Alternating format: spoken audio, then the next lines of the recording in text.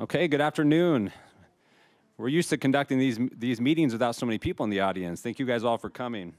This is the regular meeting of the Lancaster Planning Commission. We're going to start our meeting off with the invocation by Commissioner Bearden and then our Pledge of Allegiance by Commissioner Carrillo. If everyone can please stand.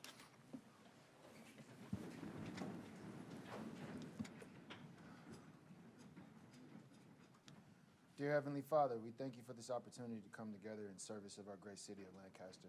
I ask that you bless the city staff. I ask that you bless the commissioners here. Bless Chairman Vos in his absence. Bless the residents of our city, all those sitting in the audience today. I ask that we service the city amicably, that we come to peaceful agreements, that we have understanding of what it is that we're talking about, and that we speak with love. In Jesus' name, amen. Amen. I pledge allegiance to the flag of the United States of America and to the republic for which it stands, one nation, under God, indivisible, with liberty and justice for all.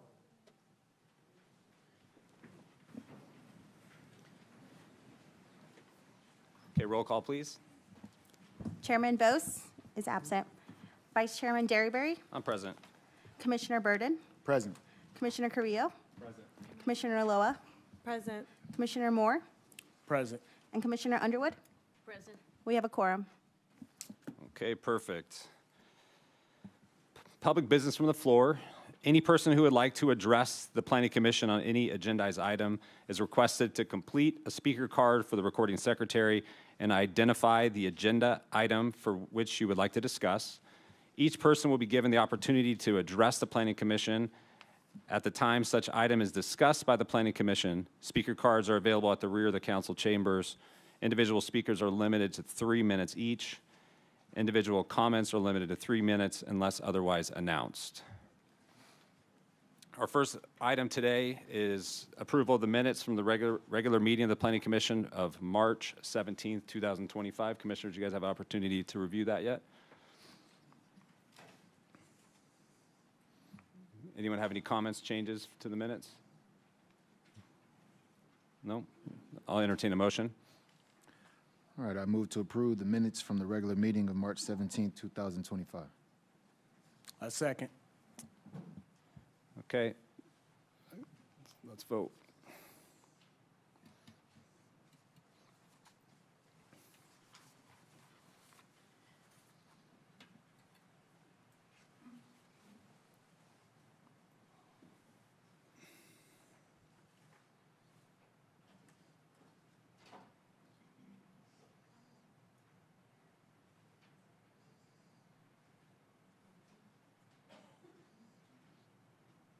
Sure, everyone's sitting on the edge of their seats.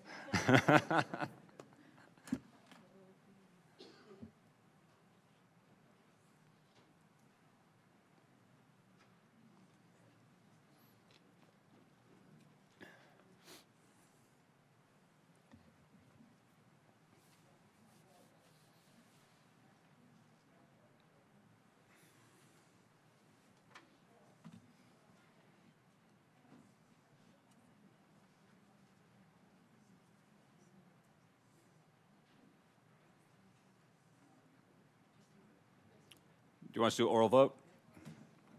Okay. It was six and 1 absent. Okay, perfect. Motion carries. Okay, next we'll go ahead and open the public hearing for item number 2. This is revocation of conditional use permit number 23-005. I think Ms. Brecky, is this yours? All right, the floor is yours.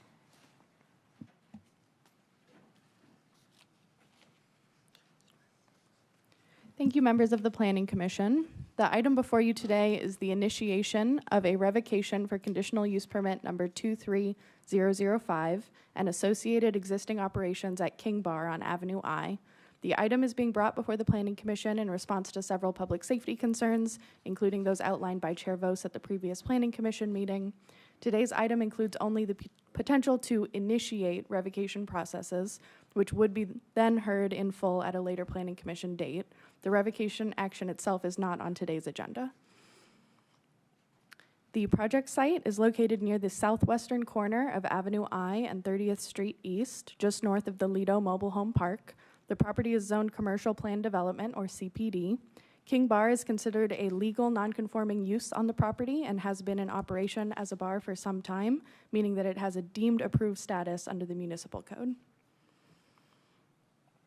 Last year, the Planning Commission approved a conditional use permit to allow for entertainment at the project site. This entertainment included indoor entertainment with the potential to add outdoor entertainment if certain criteria were met, as well as setting operating hours for all uses on site and establishing security requirements. The applicant provided a notarized acceptance of all conditions at that time.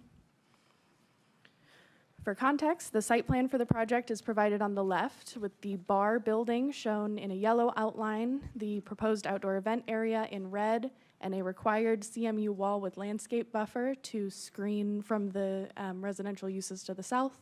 On the right is the floor plan of the bar building itself, with standing and seating area, a bar area, and a DJ booth. Condition of approval number 12 of the CUP requires a regular condition compliance review by planning staff. The first of these reviews was completed earlier this year, and staff found that community preservation had received no new complaints on the site, and that the applicant had begun processes to legalize unpermitted structures and construct the required buffer CMU wall, but that building and safety was awaiting resubmittals on those items. In addition, between June 2024 and January 2025, LPD had received a total of 7 911 calls on the site. And on March 1st of 2025, an incident occurred on site involving assault with a deadly weapon, involving at least 3 victims and the suspects now in custody. In addition, staff found that the permittee may be in violation of several conditions of approval. Based upon the facts in these incidents, there are grounds to initiate revocation proceedings concerning conditional use permit number 23005 and the deemed approved status of the alcohol beverage establishment at a future hearing date. I should clarify at this stage that it is both the CUP for entertainment and the deemed approved status of the alcohol beverage establishment, which would be up for revocation under this process. The municipal code states that the deemed approved status of an alcohol beverage establishment is subject to revocation if the operator has permitted the operation of the business in violation with the performance standards set forth in Section 17.42110, or otherwise in a manner that constitutes a public nuisance and or threat to public health, safety, and welfare. In conclusion, staff recommend that the Planning Commission adopt Resolution 2503, initiating revocation proceedings concerning the CUP and the deemed approved status of the establishment located at 2822 East Avenue I. I'm available if you have any questions. Commissioners, any questions for Ms. Brecky? I also wanted to mention that we have Officer Adam Olinger from the Lancaster Police Department, if there are any questions related to any of the incidents that Ms. Brecky mentioned. I've got a question. You mentioned there may be potential violations. Are there any documented violations in terms of building and safety? Community preservation had received no new violations on the property, so there are no new recorded building permit violations on the site. The existing unpermitted structures on site and the required CMU wall were in process for building permits. Do we know what the 911 dispatch calls were about, the subject matter of those calls? I have a list of them, or if it may be more appropriate to defer to LPD to answer that question. Yeah, we can, whoever wants to speak about is fine.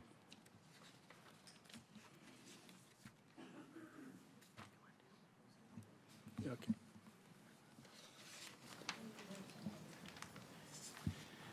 Chair, if I might just ask, have you formally opened the public hearing yet? I'm not sure. I thought I said that. If not, we'll Okay. open the public hearing. Thank you. Just want to make sure. All right. Good afternoon. My name is Adam Olinger from the Lancaster Police Department. Just one of the 6 sworn officers that were brought in January. Since my tenure there, it's been brought to my attention the establishment that we're speaking of, the 2822 East Avenue I, of which that I've been looking at in depth is the most recent one, the shooting that occurred. There has been some arrests, and there's been also several complaints in regards to that. As far as the 911 calls, I did not have that list in front of me. We're in the process of switching and getting all of our ducks in a row. So I'm sorry I can't speak to that, but I'm sure if brought to my attention, I can perhaps speak of them, my knowledge. I do have a summary of some of those incidents. In general, they appear to include harassment, assaults, and vehicle theft at a glance. Which is par for the course for the crime trends in the area, along with arsons. So, Any questions for the deputies? no. Thank Thank you. you very much for your time, y'all. I Awesome, appreciate it. thank you. Do you have any speakers on this one? No speakers on this one. I think Mr. Maida's here. Does he have any, does he want to speak? No? Okay. So we can go ahead and, without objection, go ahead and close the public hearing on number 2 and entertain a motion. I move to adopt resolution number 25-03, initiating revocation proceedings concerning a conditional use permit number 23-005, and B, the deemed approved status of alcoholic beverage establishment located at 2822 East Avenue I. A second.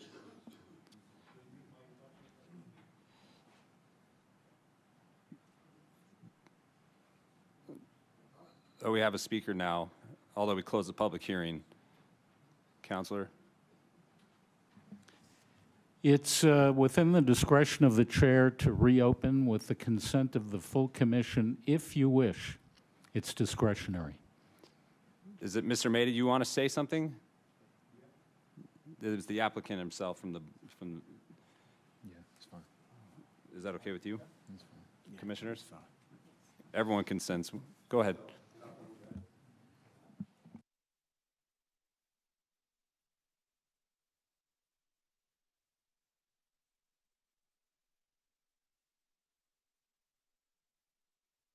Let's give us, well, 1 second. I don't think the microphone's working.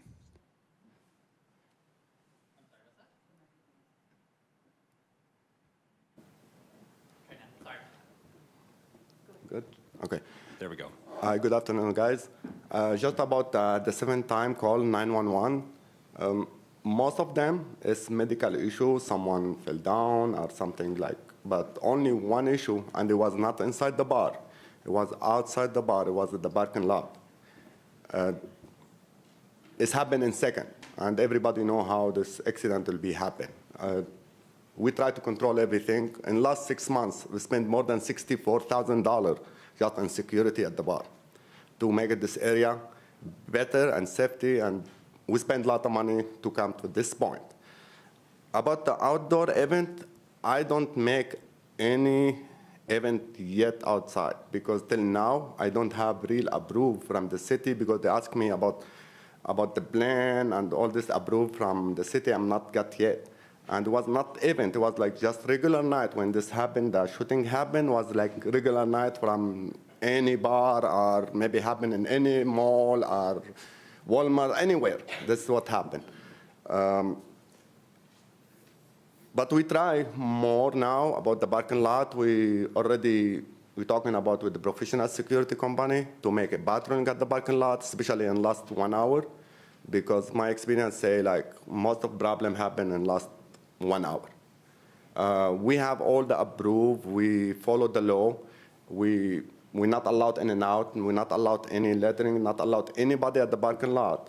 But the accident happened, and believe me, we don't like that to happen. We're not be happy if something happened at the bar. But never ever any call happen inside the bar. But as the parking lot is almost like 4,000 feet. I cannot control everything, but I will do my best, of course, you know. That's the point, and any question, I'm ready to. Can I ask, the incident that the officer was talking about, the shooting incident, were these customers of your bar that night? Oh, yeah, it was customer, and it started inside the bar, and when we tried to get him to leave, I don't know, I think, and maybe the police department know more than me, I think they have like some personal issue, because how it's happened in second, you know, like start inside the bar, we take him outside, outside the bar to make everybody safe. It was like just a little bit agreement, and also far away from the bar, like end of the parking lot, you know? And that's what happened, exactly. And I think the police report will show you. And they asked me last time, 6 months ago, to get the security camera. We have the bar is monitored by 32 camera. Already, I gave the police all the cameras, everything, and I have the security, professional security, with everything as a security way. I do my best, you know. But it's happened. I do my best. I do my best, but I cannot control like some people from the street to do that, and it maybe happen anywhere, you know. I'm sorry for that, but that's exactly what happened. Thank you. Thank you. Any other questions for Mr. Maida? No? Thank you, sir. Thank you. Okay, we'll go ahead and reclose the public hearing on that item. We have a pending motion from Commissioner Bearden and a second by Commissioner Moore, and we'll go ahead and take the vote.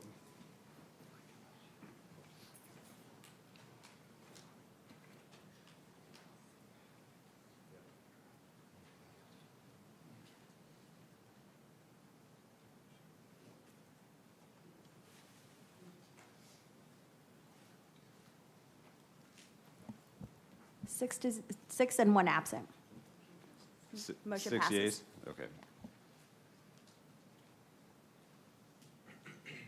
Okay, next up, we'll go ahead and open the public session on item number 3. This is General Plan Amendment number 21-001, along with Zone Change number 21-001, Tentative Trap Map number 24-001, and Conditional Use Permit 21-001.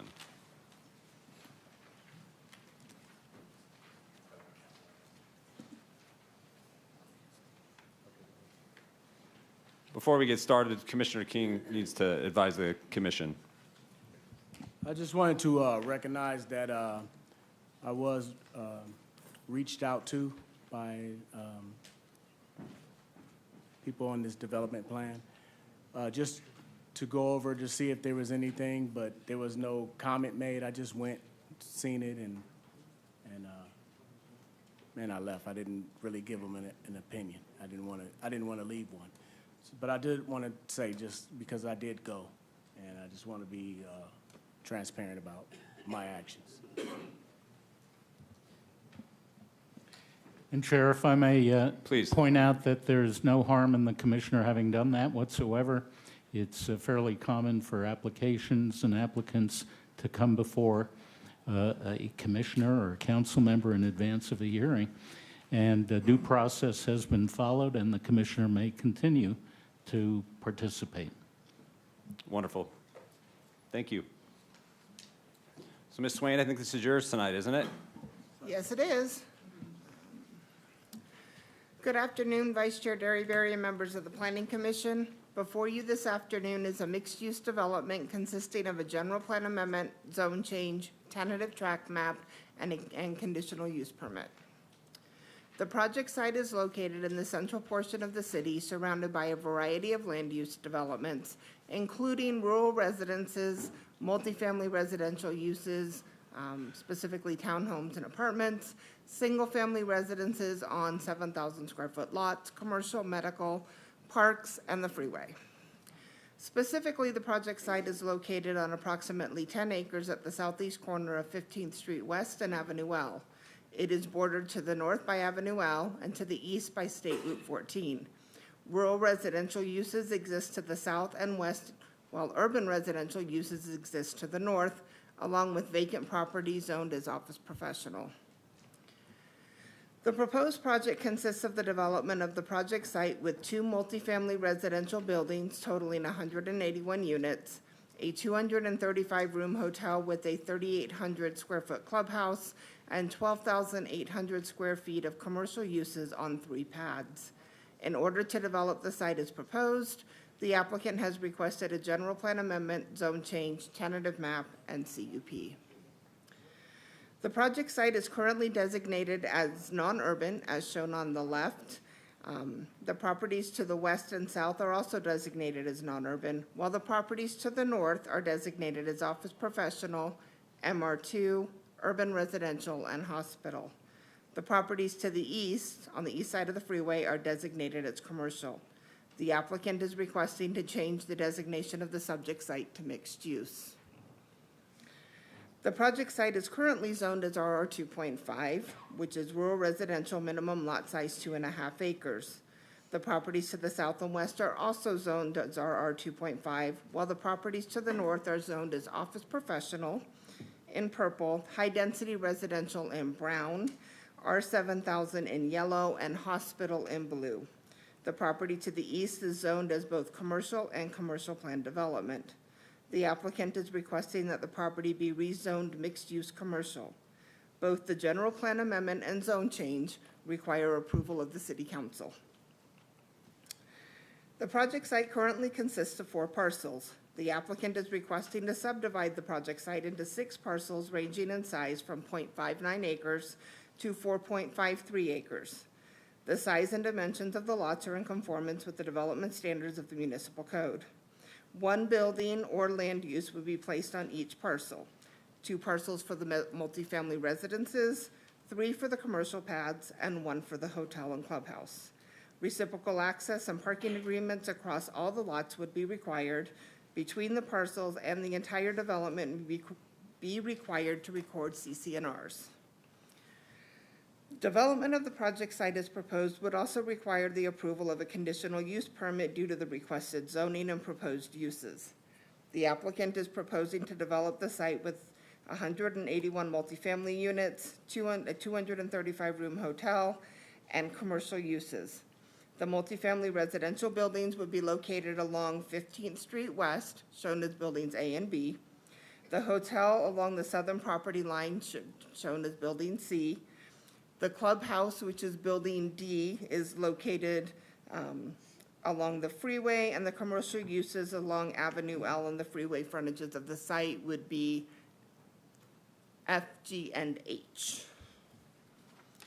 A total of 799 parking spaces would be provided on the site between surface parking and parking located under both the hotel and residential buildings.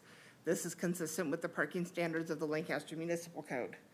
Access to the project site would be from 2 driveways on 15th Street West. The primary driveway would be located in the center of the site, and a second driveway would be located at the southern end of the site. The project would contain 2 multifamily residential buildings with market rate units ranging in size from studios to 2 bedrooms, with each having a private balcony or patio area. A total of 330 parking spaces would be dedicated to the residential uses. Both of the multifamily buildings would be 4 stories over parking, or 58 feet 8 inches.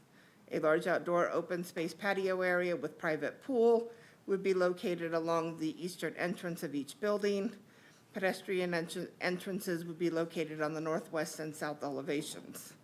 Entrance to each building's subterranean parking garage is provided on the eastern side beneath the pool areas, with internal staircases and elevators to the residential floors. The architecture of the multifamily buildings consists of a combination of primary light gray and secondary dark gray concrete planes that alternate in height, creating visual interest at the roofline. The buildings also feature dark brown accents that frame sections of the facade along the upper floors. The 235-room hotel would be 5 stories with a maximum height of 58 feet 8 inches, which is the same as the multifamily buildings. The building height would vary from a low point of 52 feet to the maximum height of 58.5 feet. The mixed-use zone limits commercial buildings to a maximum height of 50 feet. However, the Lancaster Municipal Code allows buildings to be higher with the approval of a conditional use permit. The hotel would be set back 42 feet from the property line, and a 6-foot block wall would be located along the property line with landscaping buffers, drive aisle, and additional building landscaping. Access to the underground parking for the hotel would be provided from the drive aisle on the southern end of the property. The architecture of the hotel building is designed to complement the multifamily buildings and overall commercial center. The hotel is designed with sections of alternating colors and textures, predominantly medium gray brown with limestone textured finish and dark cream. The 3 commercial retail pads would be provided on site along 15th and the freeway. 2 of the pads would allow for quick-serve restaurants with drive-through lanes, and the pad in between these 2 would be allowed for sit-down restaurants or other retail uses. However, no drive-through would be permitted at this location. All 3 of the buildings would be a maximum of 23 feet in height. Landscaping would be provided around the perimeter of the project site in the surface parking areas around the buildings for a total of 71,776 square feet of landscaping, or 16% of the site. 38,662 square feet of open space would also be provided, which is separate from the landscaping shown. Public outreach was conducted by the applicant, including 2 public outreach meetings at the Residence Inn on February 3rd and February 26th from 3 to 7 p.m. Additionally, the applicant met with individual members and small groups within the White Fence Farms residential community. As a result, the applicant has agreed to fence 15th Street West with a remote access gate at the southern end of the project site to prevent cut-through traffic through the surrounding neighborhood. This fence and gate shall be installed in accordance with all city regulations and standards and requires fire department approval. This has been included in the conditions of approval as condition number 87. The applicant has also agreed to fence the White Fence Farms water easement located south of the project site to protect it from vandalism, crashes, accidents, and other forms of damage. This has been included as condition number 86. An initial study for the proposed project was circulated for public review from August 14th, 2025 through September 20th, 24.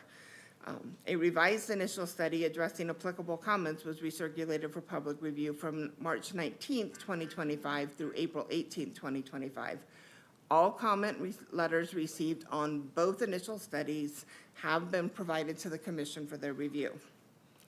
Staff recommends that the Commission adopt Resolution 25-04, recommending approval of GPA 21-001 and Zone Change 21001 to the City Council, approving conditional use permit number 21-001 and tentative track map 24-001, contingent upon City Council approval of the general plan amendment and zone change, adopting the revised initial study and mitigation monitoring reporting program, and authorizing staff to execute and file the NOD. I am available to answer any questions along with the applicant's development team. Thank you, Ms. Swain. Before we invite the applicant up, does anyone have any questions for Ms. Swain? No? Okay. I think we're all eager to hear from the applicant or his team. Welcome. Thank you. Good afternoon, Mr. Vice Chair, Commissioners, and staff. Thank you for the opportunity to speak today regarding our project Lancaster Village, the proposed mixed-use center at Avenue L and 15th Street West. First, let me clearly state that Westline Partners has absolutely no affiliation or association with the Maverick gas station, whose previous proposal was highly controversial. We are a small group of family and close friends dedicated to creating a vibrant, community-oriented development that enhances Lancaster. With me today are my brother-in-law and one of my dearest friends, who, along with others, are all partners of this venture. Our architect and engineers are also present and can address any questions that any of you may have. 20 years ago, my sisters, our family, and a few close friends acquired this 9.5-acre property with the dream of creating something meaningful and beneficial for the city of Lancaster. Over the years, we've thoughtfully considered several possibilities. Initially, a retail center was considered, including a Target store, but we recognized such heavy retail use was inappropriate for the location. Instead, our careful deliberation led us to propose Lancaster Village, a pedestrian-friendly, low-density, mixed-use development featuring much-needed multifamily housing, a boutique hotel, and attractive restaurant spaces. Located at the northeast corner of the White Fence Farms, adjacent to the freeway and a major arterial road, our development is designed as a sensible transition and buffer for the community. As we well know, Avenue L is part of a peripheral loop in Lancaster, but it also serves residential areas, so it was important that we plan carefully. We believe that our plans have met that goal. We understand some neighbors prefer no development at all or only large lot homes. However, in the past 20 years, we have received numerous unsolicited purchase offers from developers, but none of them have ever expressed any interest in residential construction due to the site's location in the shadow of a freeway, in the shadow of a freeway on-ramp and a major roadway. Our mixed-use approach aligns seamlessly with existing professional office and multifamily uses nearby, offering a transitional use where now there is none. Lancaster Village incorporates thoughtful design principles. Our parking is strategically placed in the site's interior, minimizing impact on the adjacent neighbors. The project's aesthetic is inviting with pedestrian-friendly walkways and drought-tolerant landscaping to ensure sustainability and water conservation. We've carefully considered lighting and adhere to dark sky principles so that the neighbors will not be bothered with the lights in the evenings. On the topic of neighbors, engaging them has been central to our process, and we're proud of the work that we have done. We have consistently communicated with area residents. We have held productive discussions with White Fence Farms community leaders, including a gracious gathering hosted by Mrs. Sharon Hartwig. We listened to their concerns and proactively offer tangible solutions. In working with White Fence Farms, we have committed to building an iron gate at our expense at our property's southern border on 15th Street West. This will allow remote access entry exclusively for White Fence Farm residents. In doing so, it will eliminate cars trying to cut across the White Fence Farms. We were told that on New Year's Day, someone had driven through the water easement on the south side of our property and damaged the water main, so we have committed to building a fence across that easement and only provide access to authorized personnel. Again, this will be done at our expense. In addition to working with White Fence Farm leadership, we also hosted 2 open houses on February 3rd and February 26th of this year, inviting residents both north and south of the property. Our full project team, including architects and engineers, provided transparent presentations, site plan, and detailed explanation at the open houses. The attendees had access to our entire team. At these events, we received questions about a few other issues that I would like to briefly address: stormwater drainage, water usage, and public safety. When it comes to stormwater, our project is designed to make significant improvements to what's currently there. Right now, heavy rainfall at Avenue L and 15, creating mud, mess, and headaches. We will fix this by directing stormwater into drainage systems along the eastern edge of the property. This solution will dramatically enhance the situation compared to what is happening today. We've also been careful to address water supply concerns. We currently have a will-serve letter from White Fence Farm Mutual Water, but we're also exploring and very open to the possibility of annexing into LA County Water Works District 40. This would ensure that White Fence Farms resources are not impacted in any way, and so we are exploring that option as well. No matter where our water ultimately comes from, our plan emphasizes sustainability and smart water use. Finally, we understand that public safety is a big priority for everyone, and that includes us. Our future residents and visitors will want to feel safe and secure, just like our neighbors do. Over the years, our vacant land has attracted loitering and illegal dumping, but Lancaster Village will eliminate those issues. Plus, it will generate hundreds of thousands of dollars each year in new tax revenue for the city, contributing directly to essential community services like police and fire protection. While we recognize it is impossible to satisfy everyone fully, our commitment to being good neighbors is heartfelt and sincere. We look forward to ongoing regular communication and responsiveness to community input, an approach we believe should be standard for all developments. If ever an issue emerges, they will have immediate access to us. We're in it for the long haul. Last, I'd like to emphasize that we are a dedicated group of family and friends and not distant developers looking to impose high-intensity development on Lancaster. Our vision is a welcoming, vibrant village that provides essential housing, attractive amenities, new jobs, new city revenue, and other substantial economic benefits for our city. We respectfully request your approval. We're confident that thoughtful planning and active community engagement has created a proposal that will genuinely enhance the Lancaster community and will be a good neighbor. We all know it will be something that we can all be proud of. Thank you again for your time and your consideration. Mr. Torkin, anyone else from your team speak tonight, or just you for now? Well, our team is here if you have any questions, and they'll gladly answer for you, both our architect and our engineers.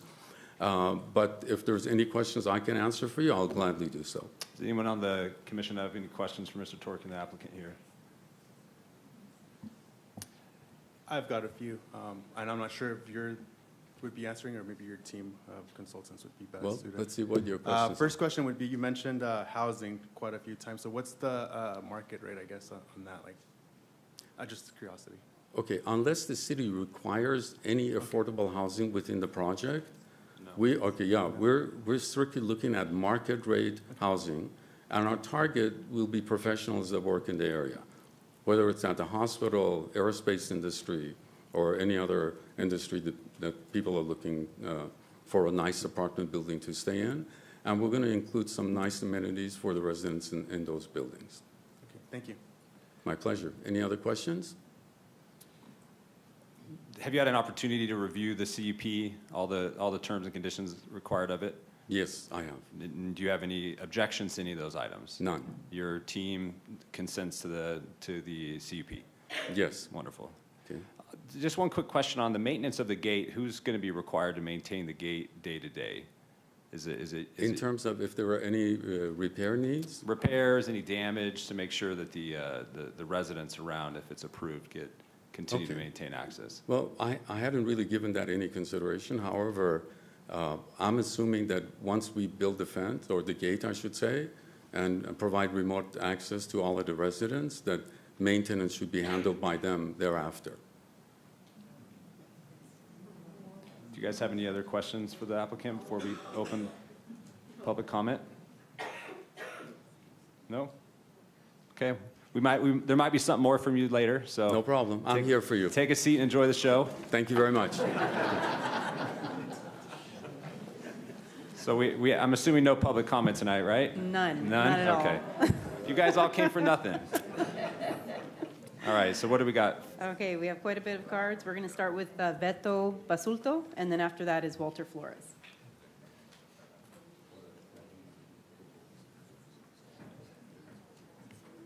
Beto, are you here? Is that Beto? Beto Basulto? Come on down.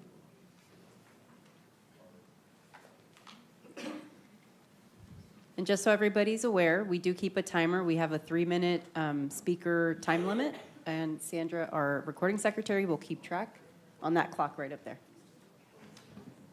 And while we're waiting for the speaker, I think it should be noted that we received a number of letters on this item. I would say over about 3 dozen public comment letters from the community.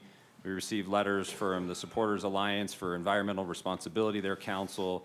We received letters for the Advocates for the Environment, the law firm representing Creed LA, along with Antelope Valley Air Quality Management District, the Department of Transportation, the Department of Fish and Wildlife, and like I said, a couple dozen public comment letters as well. So thank you. Tell us who you are. Hello, my name is Walter Flores, and I'm here to speak against Project 15 because it's very inconsistent with the general plan policies calling for affordable housing. The project proposes 2 apartment buildings with a total of 118 units with 0 affordable units. The general plan calls for mixed-use developments like this, providing a mixed use of housing type at different levels of affordability. So the project is consistent with this policy. And the California Air Resource Board scoping plan states that the project should make at least 20% of the affordable units to lower income residents. This project is also inconsistent with that policy. The project should include affordable units to meet the city's RHNA requirements, and it's also inconsistent with this policy. I just hope that you just vote no on this project. Thank you, and God bless you.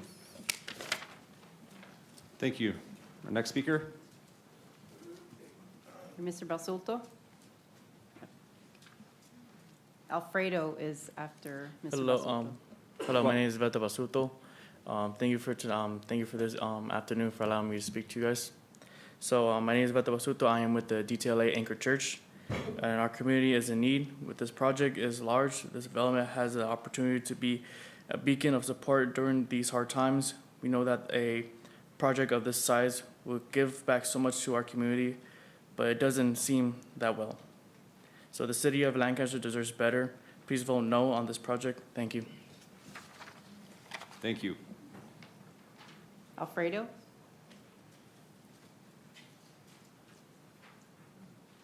Alfredo, no last name? Nope. Alfredo going once? Going twice? Okay, No? Is Zach? this him? Oh, he's coming here. Ms. Garabay's coming. thank you.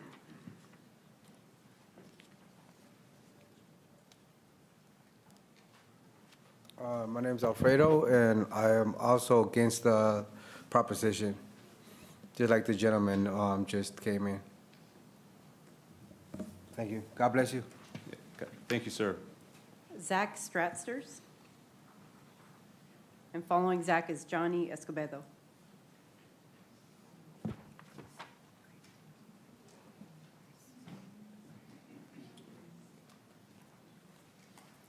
All right, good afternoon. Thank you for your time. So first of all, I recognize that there's a big decision ahead of you today, but I think you're more than aware that 100% of the community that's here is opposed to this project. Now, they may be opposed to this project for various reasons, but I came representing Creed LA. I'm going to tell you why Creed's opposed to this project.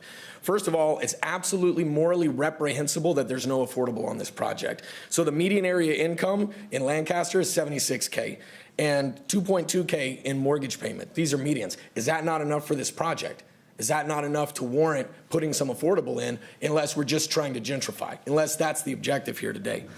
Secondly is energy.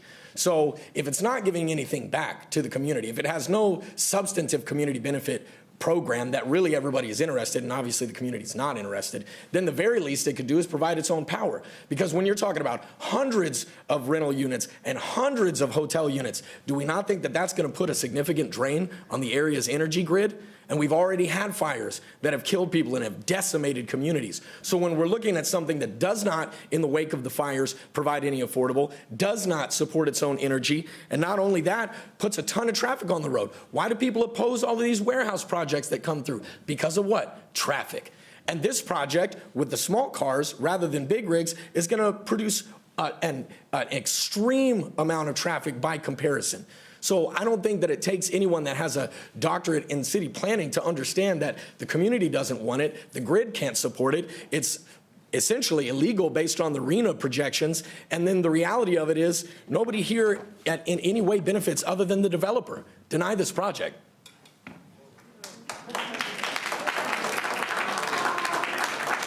Johnny Escobedo? And Joe Hammond after Johnny. Good afternoon, Commissioners. My name is Johnny Escobedo. Every project that is brought forth in front of you is an opportunity to strengthen the middle class in Lancaster and in the surrounding areas. It is a chance to fight for working families and their children, and to send a message to our constituents that you are about their needs and their economic mobility. This developer has failed to make a commitment to use responsible contractors that will hire from local skilled workforce. And until they do, we ask that you vote no on this project. Thank you. Thank you. Joe Hammond? And Tony Pulliam is after Joe.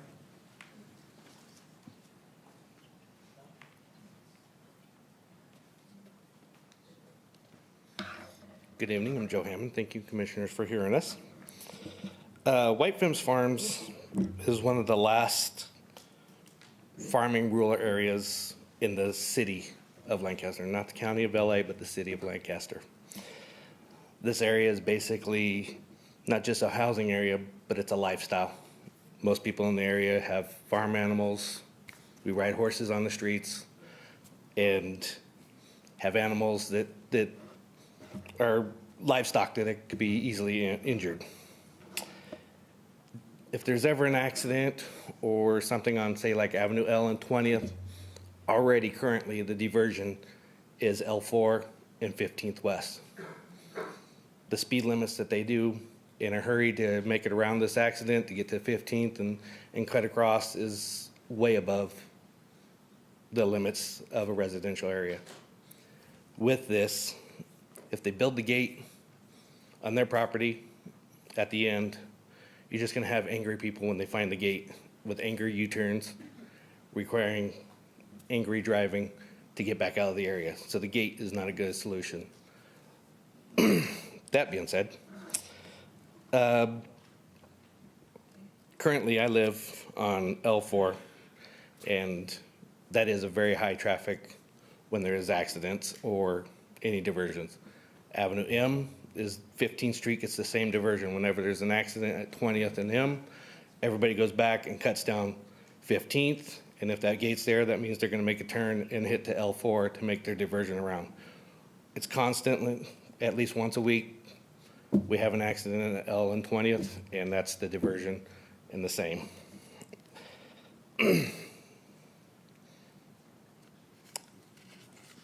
Right now, the zoning is currently RR 2.5. Converting it to a mixed unit commercial doesn't make sense.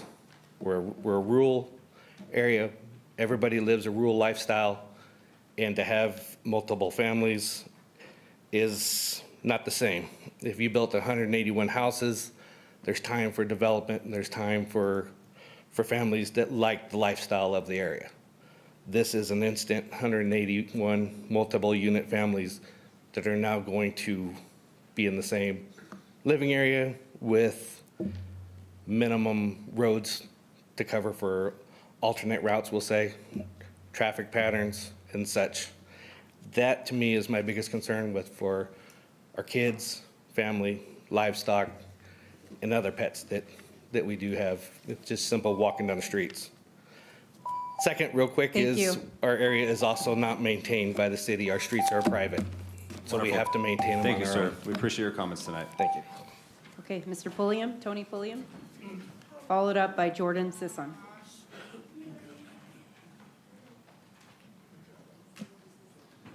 Good afternoon. My name is Tony Pulliam. Thank you for having us here. Like Mr. Hammond said, we are opposed. I think everybody I've talked to, I think it's close to 100% of the White Fence Farm is opposed to this development. This might not sound like it's relevant yet, but this month, April, 40 years ago, we opened a business in Lancaster. So we've been open 40 years now. We've had a strong business here, and through the up and downs, we've made it through. And my wife was born here, graduated AV. I've been here for over 50 years, graduated at Palmdale High.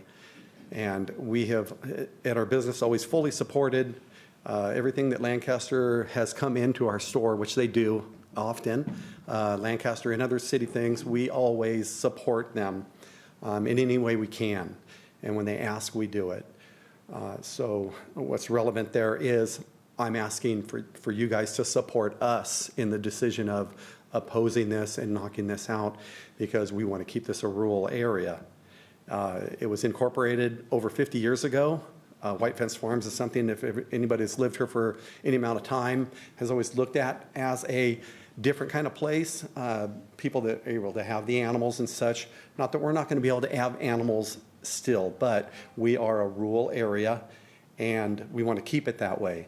2009, 35 of the council members, planning commission, the citizens that also help the planning, spent a lot of time, a lot of hours to make that general plan.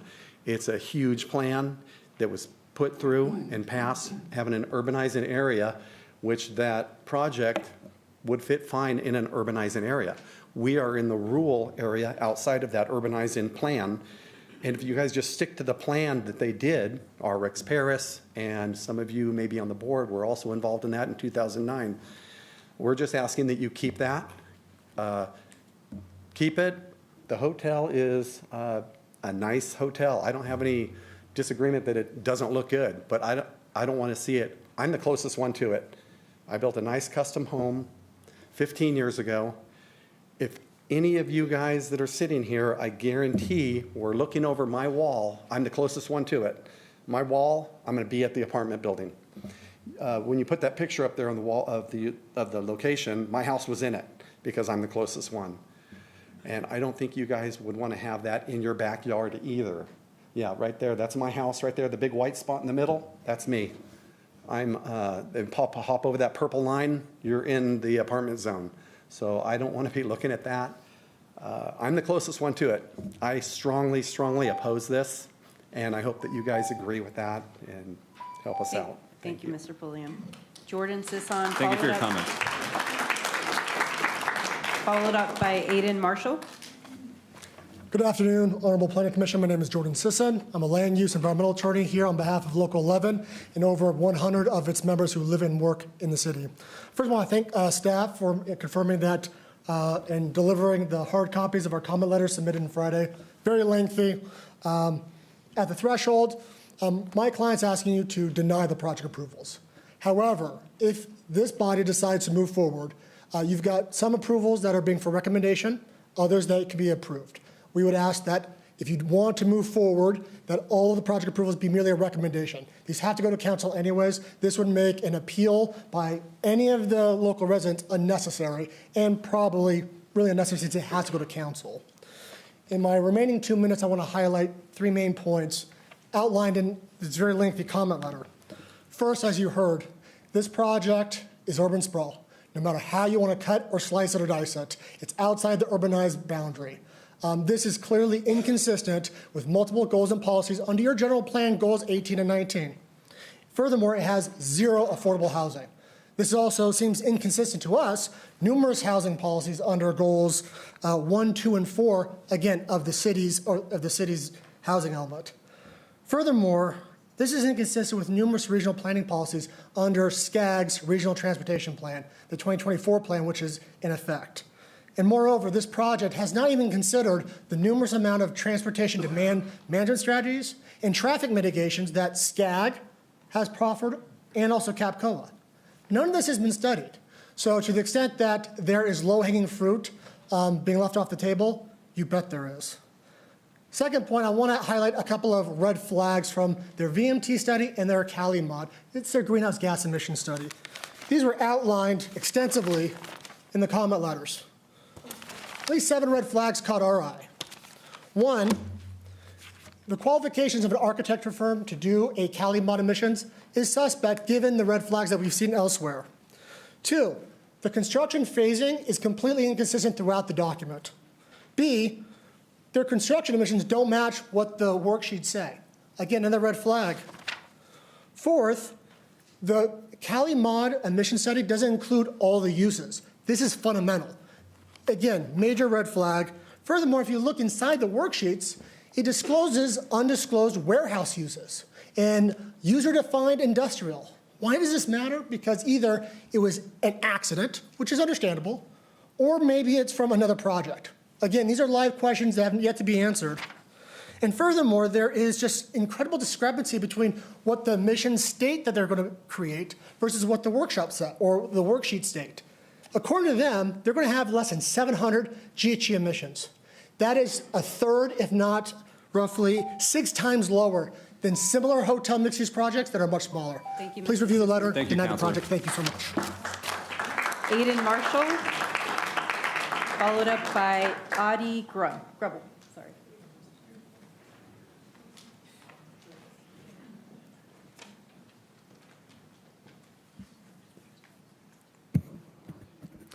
Good afternoon. My name is Aiden Marshall. I'm speaking on behalf of CREED LA. If you don't know already, CREED LA is an unincorporated association of labor organizations and individuals whose members live and work right here in Lancaster and city or LA County generally. We submitted comments on the original mitigated negative declaration prepared for this project back in 2024, showing that it was totally incomplete and missing basic environmental studies that need to be required in really any CEQA document. we reviewed the revised MND, which, mind you, they should have prepared an EIR because we've submitted evidence in support of a fair argument demonstrating that impacts would be significant and unmitigated.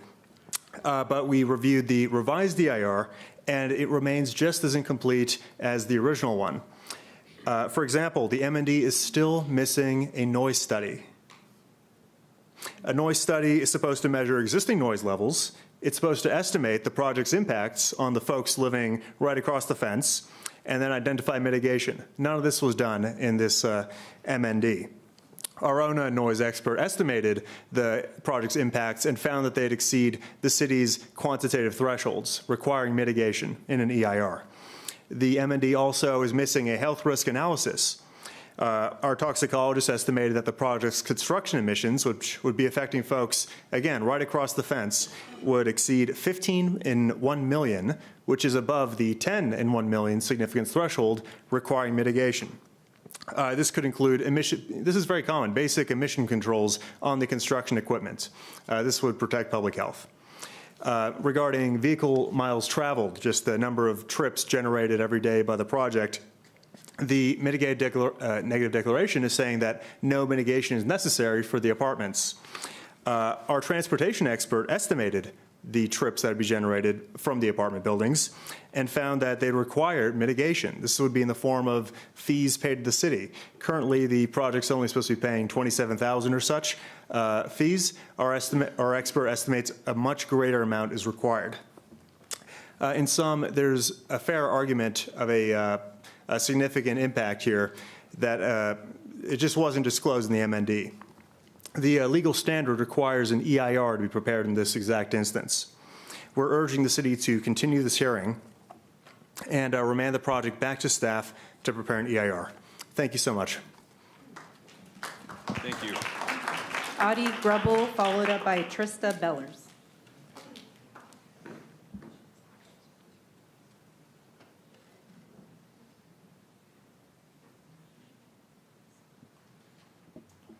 You can pull that microphone down a little closer to your face. That way you don't have to stand on your tippy toes. It's Audie Grubel. I live at 1657 West L4. I've been a resident of Lancaster for 69 years and White Fence Farms for 57.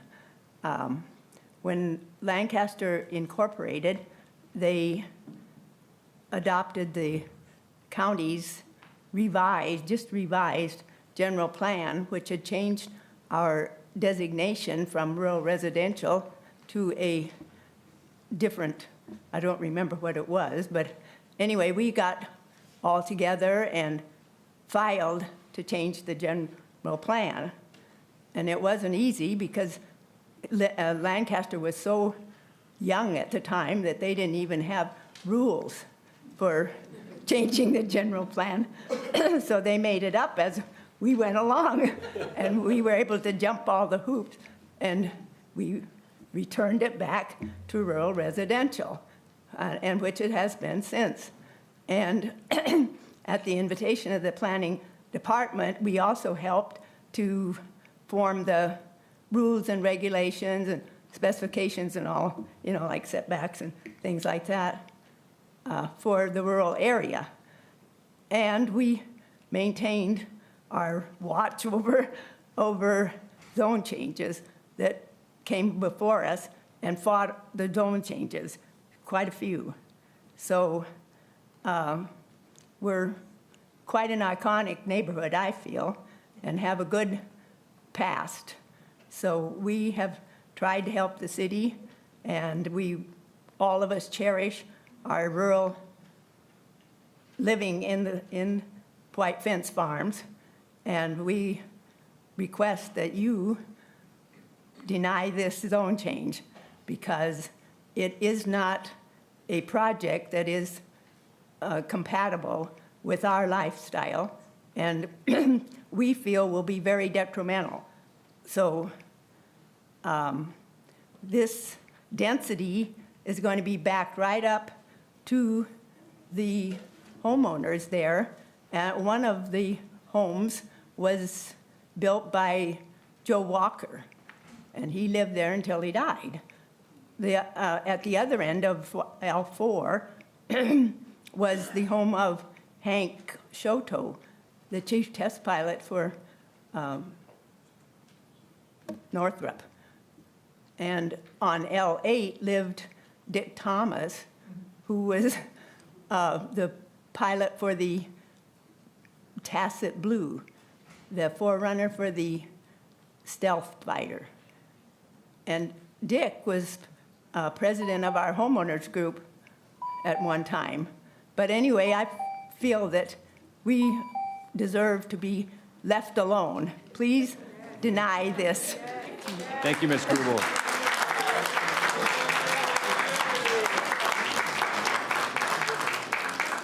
Trista Bellers, followed up by Douglas Pistone. Good afternoon. My house was built in 1965, 12 years before the city of Lancaster was incorporated. I am probably one of the youngest or most recent residents of Lancaster, as I grew up in a small, sorry, I hate talking. I grew up in a small farming community in the beautiful Central Coast with ideal climate, low crime, and friendly people. My husband and I were watching an episode recently of Bosch last week, where, and as usual, Lancaster was depicted as drug-ridden and crime-infested. We all know Hollywood exaggerates, but this depiction is not far from the truth. When my husband stated we were moving to the Antelope Valley, he promised it would only be for 5 years. We would do our nickel and get out. That is until we both began working in the aerospace industry. 2 of our children have moved to the area. 1 also works in the industry. 5 years has now turned to 12. A few years ago, we purchased our ideal home that we love in a small rural area in the middle of a big city with great neighbors and no crime. As someone who books travel for executives, VPs, and other distinguished visitors, I would never choose this location. You can slap the name boutique all you want, but it is not an ideal location. Traffic is too congested for such a small corner. You can put a small strip mall, but it would not be enough options to be considered centrally located. I also would not book based on personal opinion and experience from those visitors. For example, a visiting executive stayed at a newer hotel on 20th and J8 and was forced to switch hotels due to unsafe and noisy conditions. There were multiple people who were not guests of the hotel utilizing the parking lot as well as the lobby for their own personal use for the sale of narcotics. Another instance at a stay near the baseball field on Avenue I, an executive was entering the slide door with their niece when a homeless person attempted to distract the child in order to gain access into the hotel. And yet on another occasion, my husband had a client who was walking down the stairwell of the hotel and came across 2 homeless people naked and having intercourse. There are at least 8 hotels within 2 miles from the area, one of which was vacant and burned, I believe, by a homeless encampment. So again, not an ideal vacation, and I would never recommend to any of those executives to stay in that location. Please don't take away the one piece of the city that has made me love being here.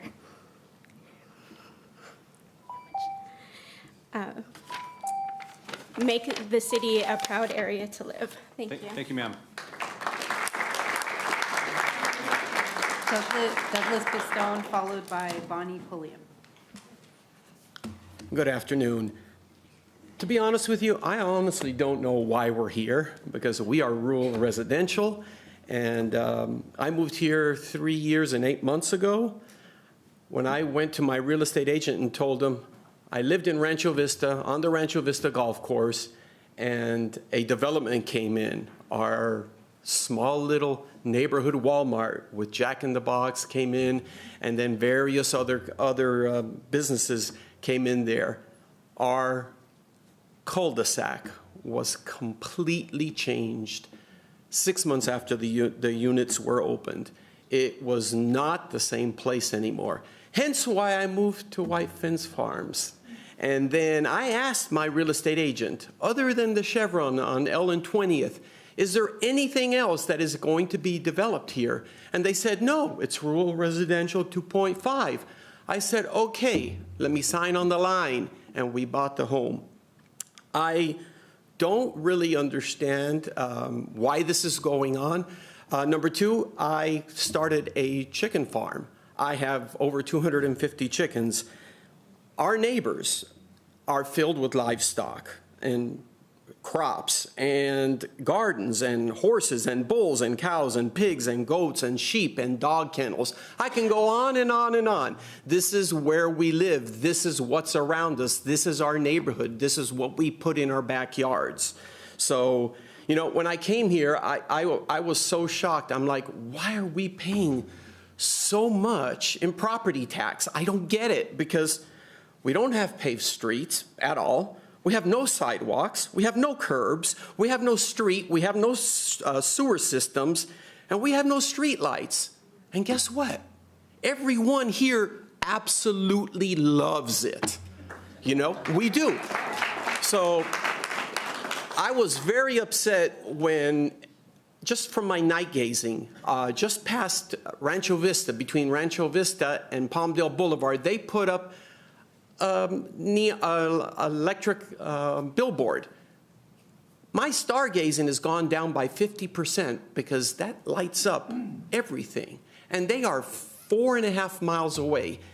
I can't see what I used to see. So I don't know what this is going to bring into the neighborhood, but it's massively changing. The other thing is in White Fence Farms, it's the only place in Lancaster left that's rural residential. We still have Shadow Acres and we still have Beyond Estates in Palmdale, but in Lancaster, we're the last ones. There is nothing else. We want to keep our neighborhood this way. This is why I bought into this neighborhood. This is what my real estate agent told me would never change. Well, I guess maybe I have to sue them. I don't know. Thank you.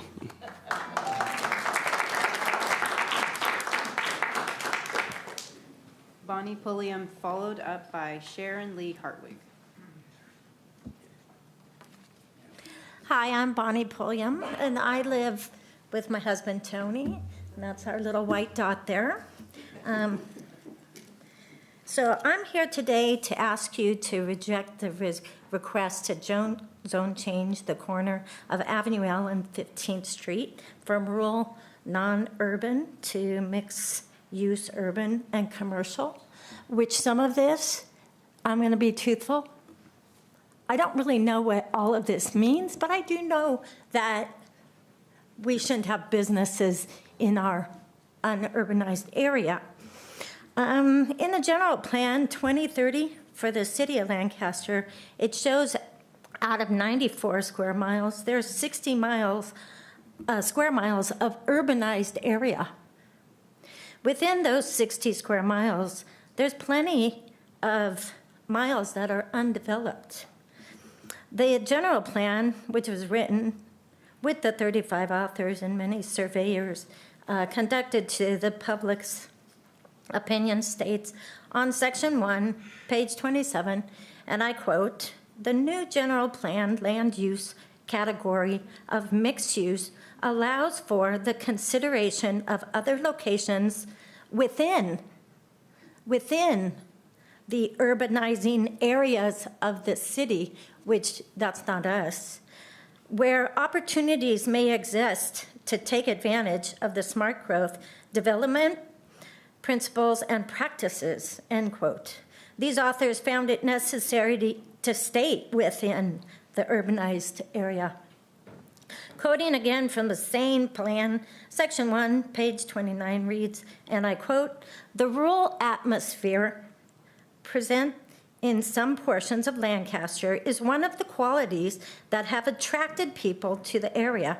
The importance of preserving these areas has been frequently voiced by residents, particularly in Quartz Hill, Antelope Acres, and White Fence Farms. The city has acknowledged the importance of the rural lifestyle," end quote. We're not living in a time where expanding the urbanizing area is even close to necessary. I stand with the authors of the general plan for Lancaster. When we look at Southern California cities, we find that some of the most desirable cities have those rural and non-urban areas for residential use. And I was born here. I'm 60 years old, and I live in the rural area. And I request today that the zone change be denied and that the project be built within the urbanizing area. Thank you. Thank you. Sharon Hartwig, followed up by Philip Trujillo.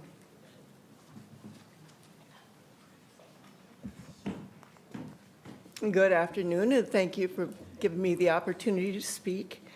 My name is Sharon Hartwig. I live on L4 and 15th, pretty close to Audrey. We both lived there since the 1960s. And she and I and all of our neighbors here have serious concerns about this proposed big development that's supposed to be right in our neighborhood.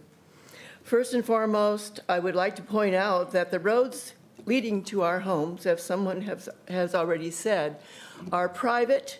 They are not maintained by the city. They are fully paid for, repaired, and cared for by the residents who live on these streets. We shoulder the cost of every crack, every pothole, and every inch of repairing, repaving, whatever we have to do. Allowing a new development, especially one that would bring a hotel and apartment traffic to spill out on these roads, is simply unfair and unsustainable. Hotels and apartment buildings bring heavy traffic, guests, deliveries, staff, and often late-night comings and goings. That kind of flow was never intended for a quiet residential area like ours. It would severely impact our safety, increase wear and tear on our privately funded roads, and change the nature of our White Fence Farms development permanently. As has stated in previous speakers, the Lancaster City General Plan is very specific: residential, rural, light agriculture, 2.5 acres, one house on 2.5 acres. We are taxpayers, voters, business owners, hardworking citizens, some of whom are raising the 4th generation on our properties.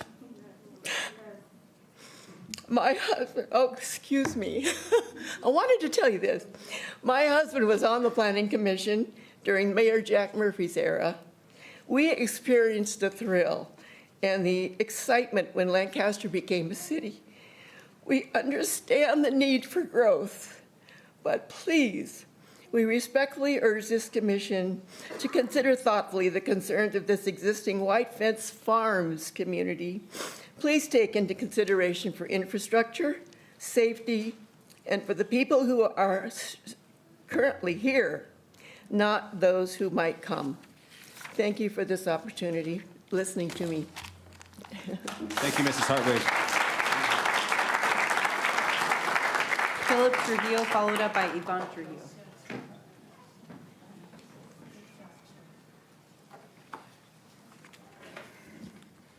Good afternoon. I want to start off by saying thank you. Last October, you helped protect our community from being a lot rezoned for another gas station. Thank you for giving us a fighting chance when voting against it. Today, many of us have taken the day off work, changed vacation plans, and cut holiday visits with families short to be here once again to ask your help protecting our community. I have read the city planning guide and must say, whoever is in charge of all this typing needs a raise. It is dense.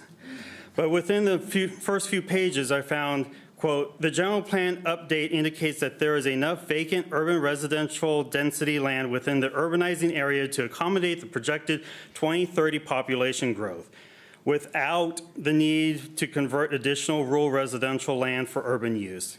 The importance of preserving the urban-rural interface has long been voiced by residents as a key issue of the general plan. The city has acknowledged the importance of maintaining rural lifestyle area. As you mentioned in October, you have no real control over what is proposed. You make sure the rules are followed and regulations are followed. The planned buildings still need to be need rezoning approval. The general plan says there is an importance to preserve rural zoning, and that is what we are asking you to do today. We are asking you to preserve this tiny chunk of rural zone in the bottom center of Lancaster. There are plenty of places commercial projects can go, but rural land isn't going to be rezoned. Once it is lost, Lancaster loses that part of their history. Several of my neighbors have been here for multiple generations. Families plant long-term here because they value the rural lifestyle and community. Zoning gives us a level of trust and peace of mind knowing our neighbors isn't going to be invaded by Starbucks. None of us expected a 5-story hotel to potentially be our neighbor. Now we are uncertain. If this rezone is approved, what is there going to do to our community? Now, every time someone in our neighborhood sells, we wonder if some LLC or Madison Capital Group will buy it and turn it into a self-storage restaurant or other hotel. Will the friction between rural and urban lead to zone restrictions? When a hotel keeps getting 2-star reviews because the neighborhood security donkeys and geese keep their guests up at night, who is the city going to try and make happy? Will some city ordinance be passed chipping away at our rural lifestyle? One of the things that struck me from October was the lady fighting against the car wash being built next to her. The space had been zoned commercial. A commercial business applied to build. There wasn't much she could do. She knew some business could be built when she bought the house. We don't have that problem right now. We are still zoned rural residential. Westland Partner LLC knew when they bought the 4 parcels 20 years ago that it was zoned and set up for 4 houses. They tried then to rezone and took a gamble and lost. Instead of cutting their losses and building 4 homes or even subdividing and building 8 houses and making a profit, they held on to the property. Now they are trying to make that gamble pay off yet again. As investors are so fond of telling us, investments are not guarantees. Our community doesn't owe them a payout on their gamble. They knew the risk when they bought the land, not zoned and intended for their desires. One of our neighbors, Debbie Robertson, passed away Saturday, and I would like to dedicate the remainder of my time for a moment of silence for her.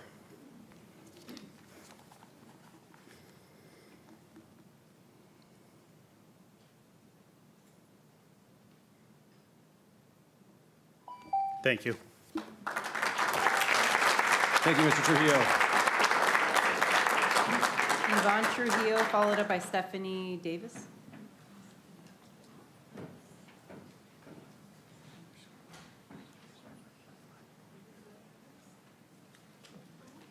Hello.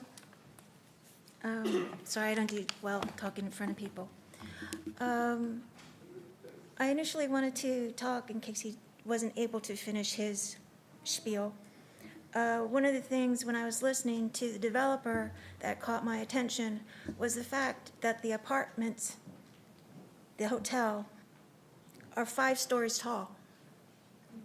Do you know how tall 5 stories is? Do you want somebody on the 4th floor or the 5th floor looking down into your backyard? I don't care how far away it is. When I lived in Florida, there was a lot of 1-story homes, and I lived in a development, and I knew that stuff would be developed. But they started putting up, 2-story houses, and people were looking in your backyard. You have no privacy. We're a rural area. We go rural because we want some privacy. And just to think that there are going to be 2 huge apartment buildings that are 5 stories tall, looking over everything, and then having the hotel being 5 stories tall, looking over everything, it just makes me very sad. Please vote against this. Thank you. Thank you, Ms. Trujillo.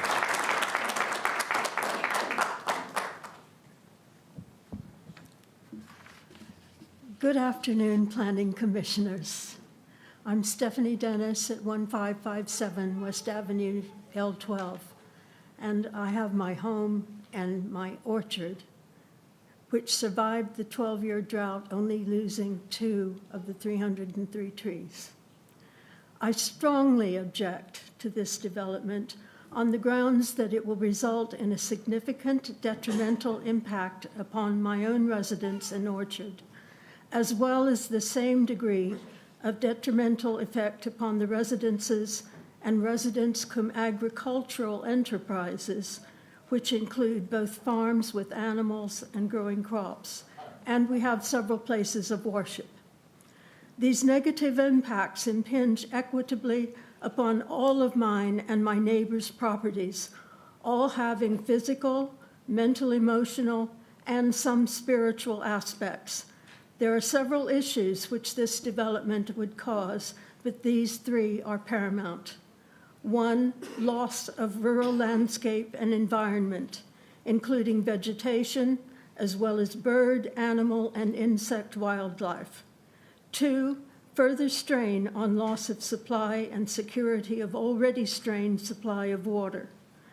3, burdensome, massive, and sudden increase of population in our community, causing changes from quiet, safe to walk upon and drive along rural dirt roads into dangerously busy urban thoroughfares, and noise, light, and air pollutions leading to health problems for humans, farm animals, and wildlife in our area. I, along with many of my neighbors, chose to live in White Fence Farms community because of the relative peace and quiet, beautiful land and sky, and remote location relative to urban sprawl in order to provide for my needs for health and peace of mind, as well as to give me joy and aesthetic pleasure.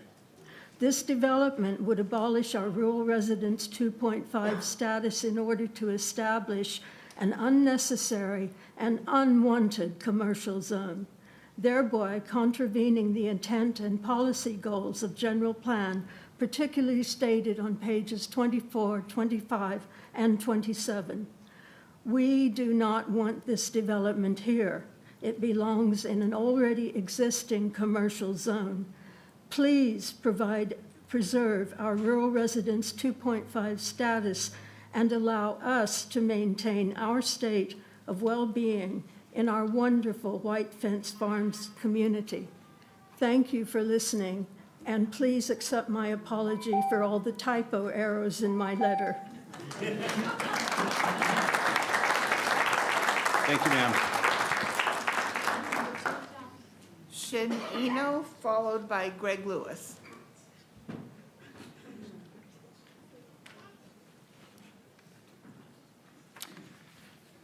Hello, we're right on the bottom left side of the map on 15th Street West. Mr. Vice Chairman and the members of the Planning Commission, good afternoon. My wife and I are a retired couple living within 700 feet of this massive 10-acre project. We're strongly against changing the zoning to permit this mixed-use commercial development. Here are our specific concerns. The project will bring over 1,000 additional vehicles concentrated on the proposed 2 driveways along 15th Street West.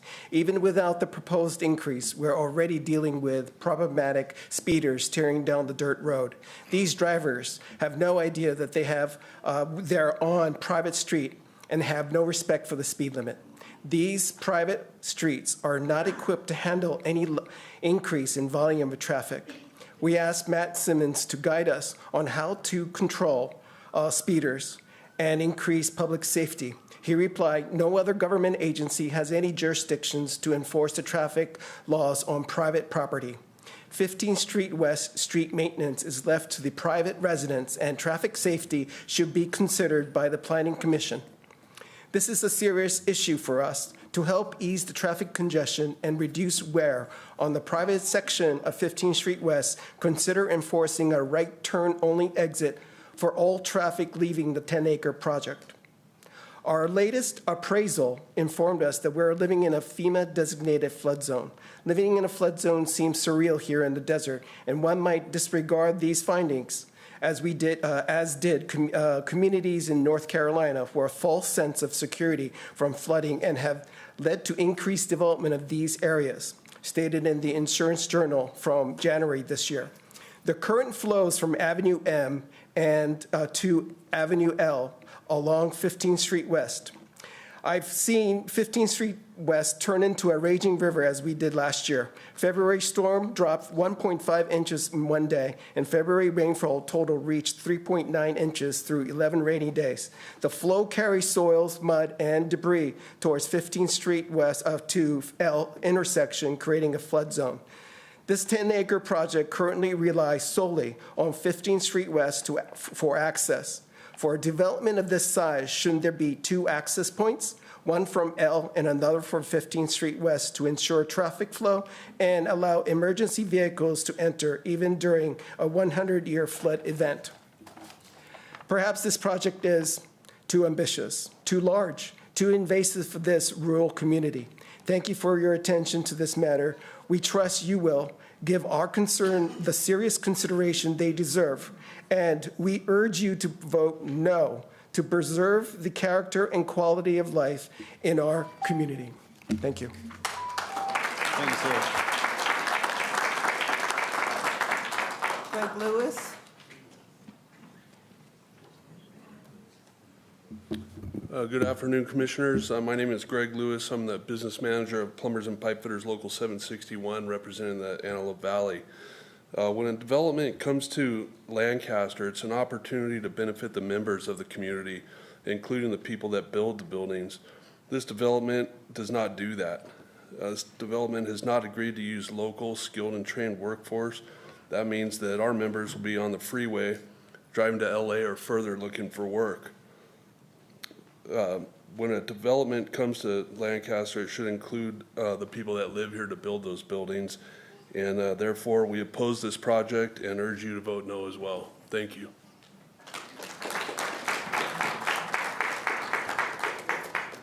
Chase, and I'm going to really mispronounce this last name, Prasadio.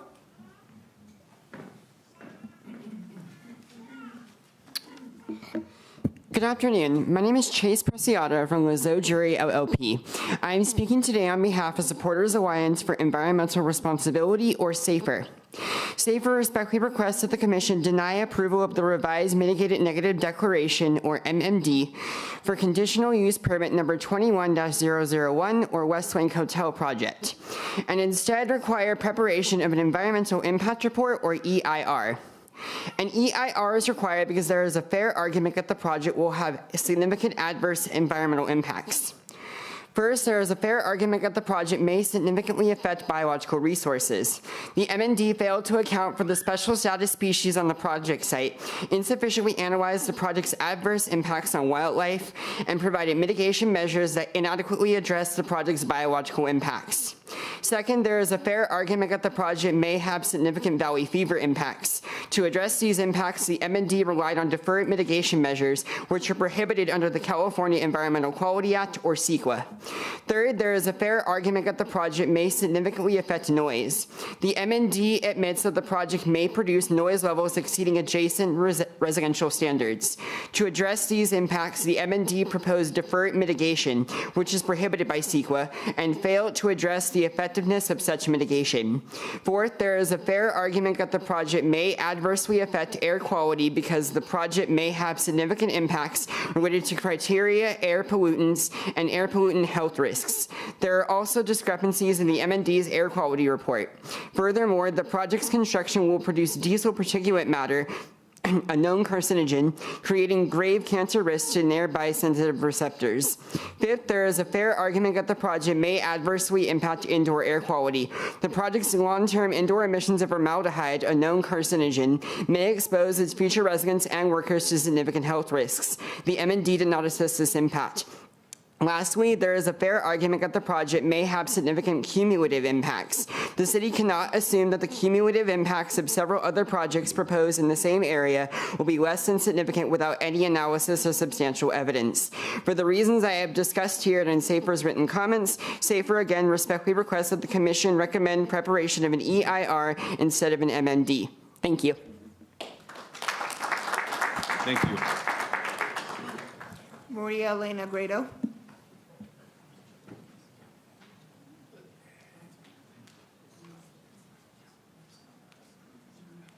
Thank you, Jocelyn. Ms. Loa, Mr. Moore, Mr. Derryberry, Mr. Carrillo, and Mr. Burden, you all know me. I'm Maria Elena Grado with the Lemon Leaf Cafe. I've been in business in the Antelope Valley for 18 years. And of course, I came back to Lancaster to reinvest into our community. And many of my neighbors have been business owners in the Antelope Valley for 20, 30, 40, 50 years and contributed millions in jobs, tax dollars, and reinvested. And I'm getting ready to come back and reinvest in Lancaster again. As you know, there are multiple generational people that live in this neighborhood, including my neighbor who I grew up with, who moved back from Rhode Island to come back and reinvest into the Antelope Valley. We are not against proposed new development. We understand the city of Lancaster and the developer has spent a lot of money in preparing this proposal. But this is a general plan against the general plan and against community members that you all know, all work with, all work on different community events that they reinvest in our community, millions of dollars for years. So what we're asking is, we're not against, a development like this, but not in our neighborhood. So please consider everybody here, as you know, the people that we grew up with that had businesses, the Grubels had businesses, the Hartwigs had businesses. We know the people, and we continue giving back to this community. We're just asking, not in our neighborhood. Thank you.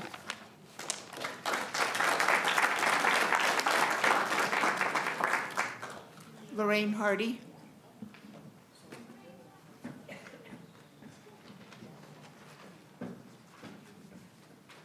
Good afternoon, and thank you.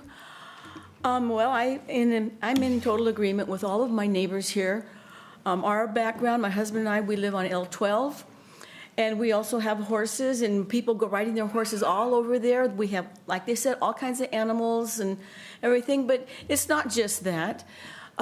We like our area. We don't want to have a hotel or an apartment in our front yard or our backyard. We want to have the freedom to take our children out, our grandchildren, and just visit our neighbors like we have done in the past.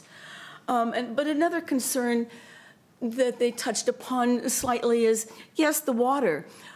We pay our water bill, but it's going to go up a lot. And our electricity, they need electricity to do that. So we are opposed to this bill. Now, I'm not opposed to these gentlemen doing their project, because my husband and I went to the open house down at the hotel on somewhere it was on 20th and something, and it's beautiful. It's very, very nice, but not in our area. It's overkill. It's too much. We don't want to have these block walls. And they talk about a gate. I don't want a gate. I don't want a clicker. I want to have the freedom to, hey, we're going to go out this way and we're going to go this way and just go down whichever way we want to go. So we do oppose it, and we ask that you also oppose it. That's all. Thank you, ma'am. Drew Mercy.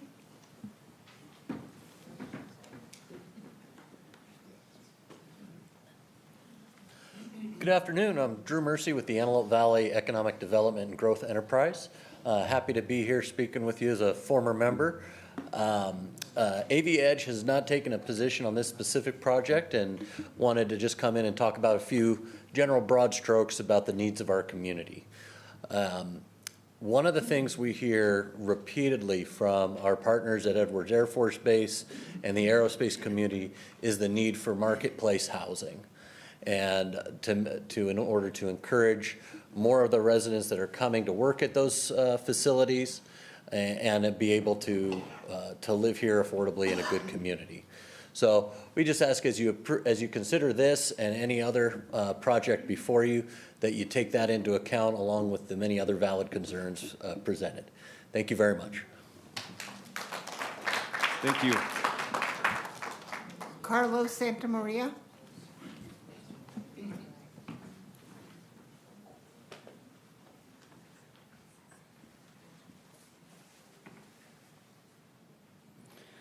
Hello, ladies and gentlemen. Thank you for allowing us to speak. My wife wrote a big thing, so I'm just going to speak out from the heart. My grandchildren are 5 generations on L4. We grew up, I lived in the Antelope Valley Country Club, Burbank, and we love this neighborhood. We love having our livestock, our animals. We like riding our dirt bikes on our back. To build this huge conglomerate thing there is just so ridiculous. It's absurd. As the developer eloquently said, seamless. I'm sorry, sir, but 5-story unit apartment is not seamless. It's ridiculous. It's going to ruin our neighborhood and our way of life.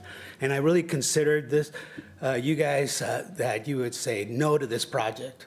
It is absolutely absurd. And I'm sorry if I'm getting passionate, but it's really frustrating to be here. Thank you for helping us with that gas station, and we appreciate your help with any future developments of commercial in this area. This place, this property is beautiful for adding 4 or 5 or 6 elegant homes there. Do that. Make the neighborhood happy and proud. Thank you for your time.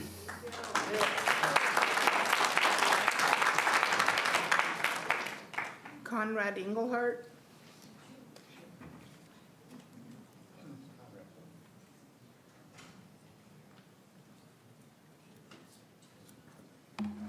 Good afternoon. Thank you for this opportunity.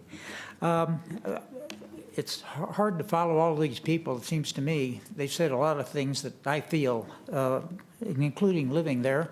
My wife and I have lived there for 50 years, and we really enjoy the rural atmosphere. It's difficult to get to the working part of Lancaster, and you don't have to drive so far, so we appreciate that a lot.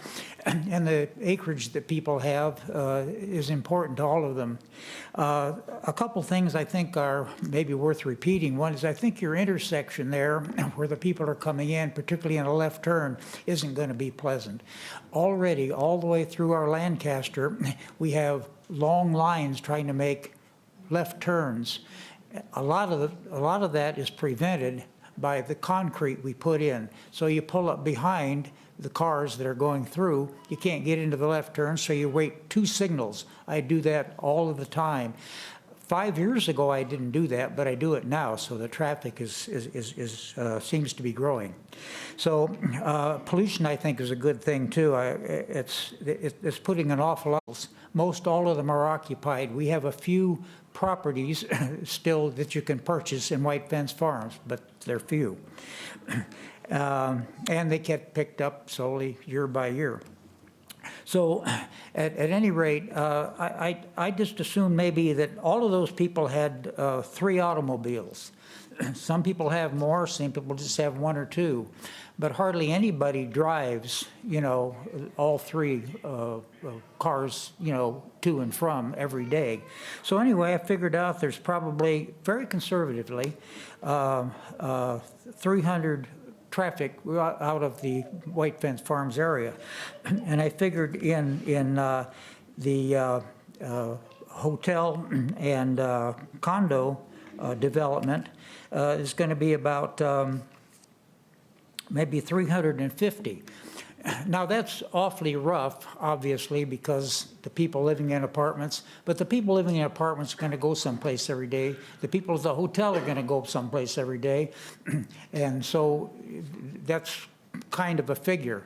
And it might be a lot more than that. I wasn't trying to overstate this, but by the same token, we have 80 acres in that plot that I described.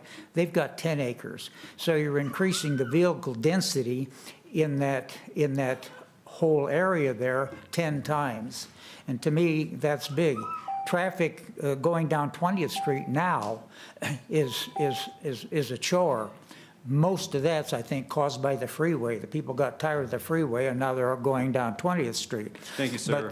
Your time's up this afternoon. Thank you. Most of the time, when I see cars behind me, I just pull over to the side and let them go by because I have to, so traffic is a problem in this area. So I guess what I'd like to say is I really applaud the people that had excellent presentations, and I agreed with most everything that was said, and thank you for the opportunity. And, thank you. And my vote is turn this down. Oh, one more little point. Sorry, your time's up, sir. I'm done.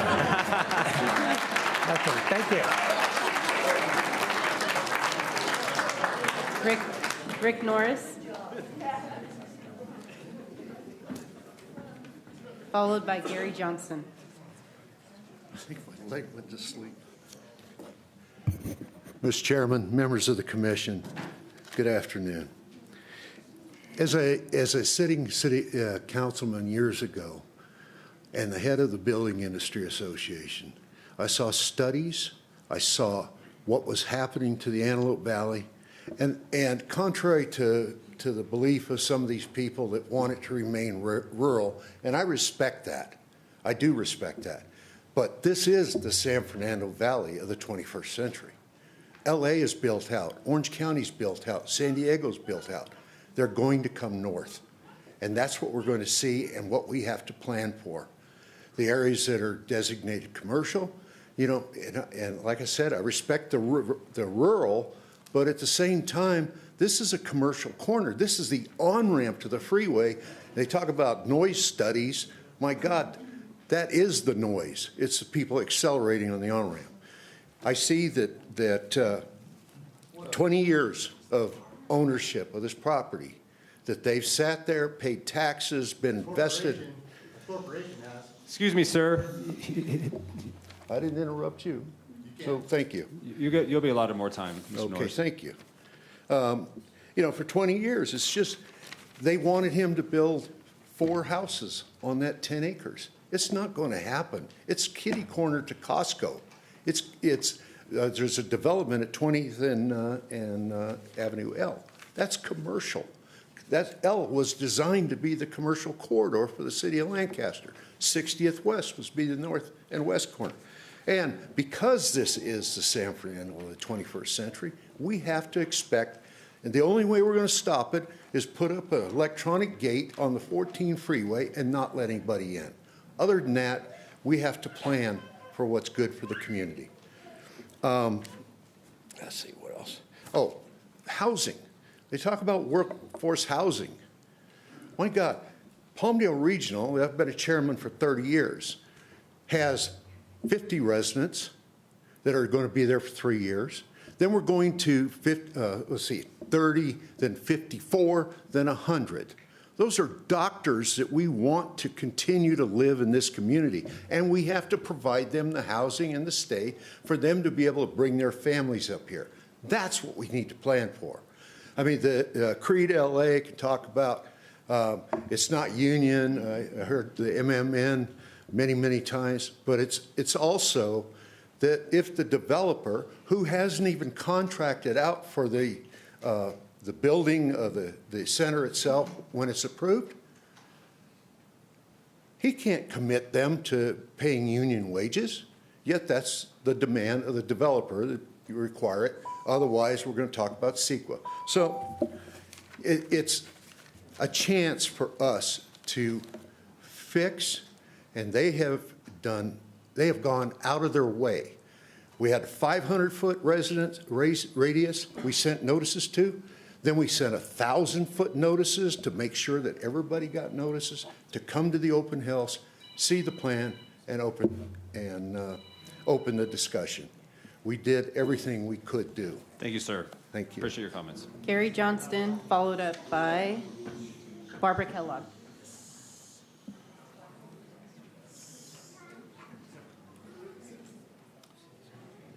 Thank you for the opportunity to talk to you today. I'm talking to you as a perspective from a neighborhood watch standpoint.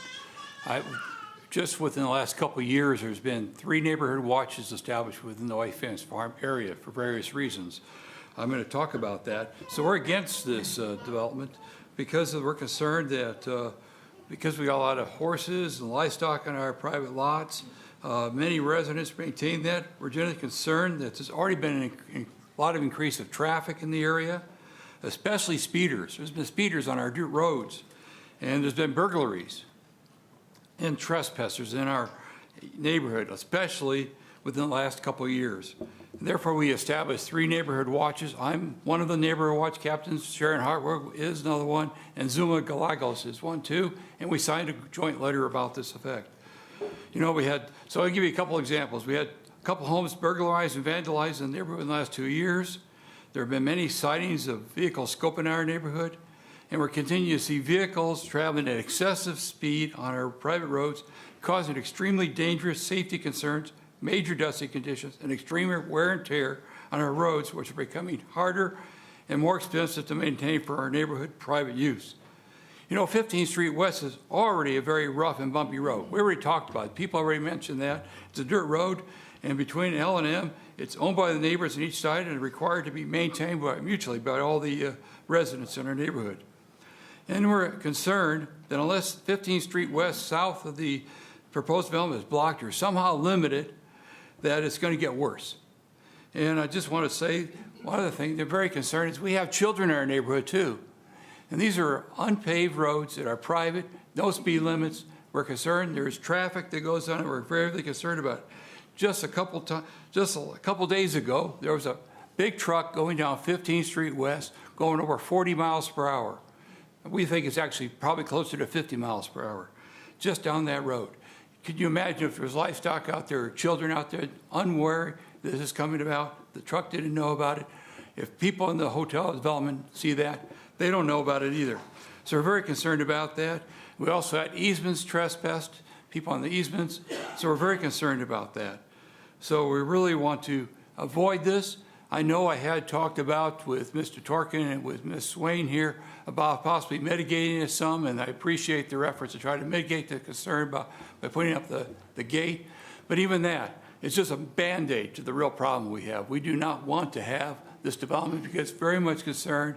It can be a very concern from a neighborhood standpoint, crime and safety elements. So I'm very, very concerned about that. I appreciate your consideration in voting this down. Thank you very much. Thank you, sir.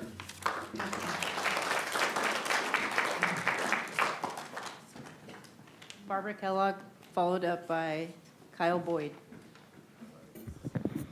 Good afternoon, Planning Commission. It's good to be here. Thank you for listening to us. All my references are going to come from the general plan and the traffic surveys. This should have never, ever been considered.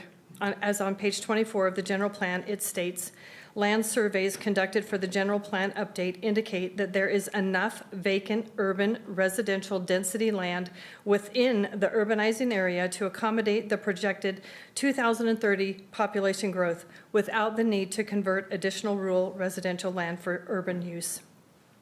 It also states it will be important to ensure that the remaining vacant, uncommitted land within the urban area is developed to its highest and best use. This does not include south of Avenue L. On page 27, it states, while new development is important to the future of Lancaster, it should not jeopardize natural open space and the environment.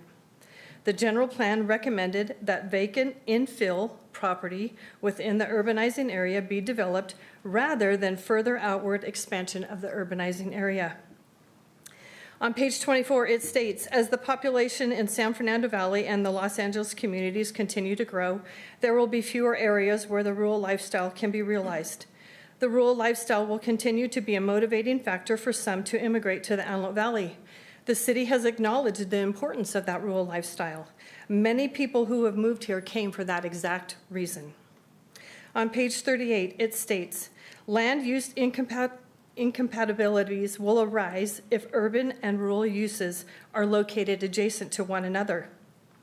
There are plenty of spaces within the urbanizing area where this project could be completed and not have the drastic negative effects it will have on our area. It is not only the visual incompatibilities, but it's the lifestyle differences that must be considered. The traffic survey states on page 4 that it will go from an LOS level A to levels C and D, making it become a very hazardous intersection with over 12,000 trips per day.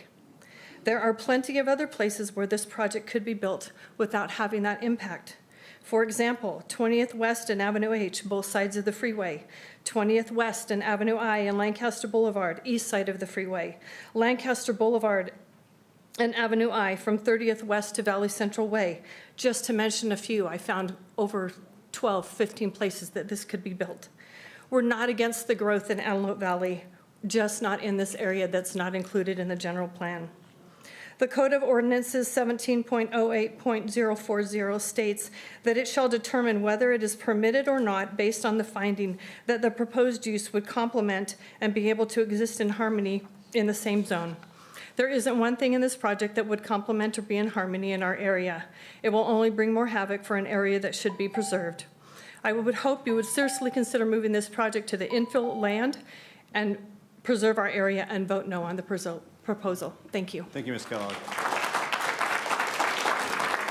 have Kyle Boyd, followed up by Kristen Boyd. Thank you. Do you mind putting the bigger map up before we start my time that shows the actual, there we go.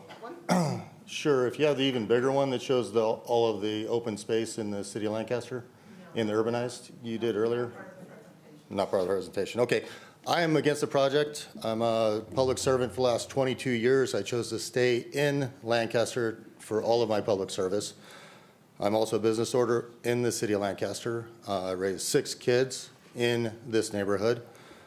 I am not paid by the corporation to be here. I'm not paid by a city or a really rich family, multi-million-dollar business to develop in Lancaster that has no connection to the community whatsoever.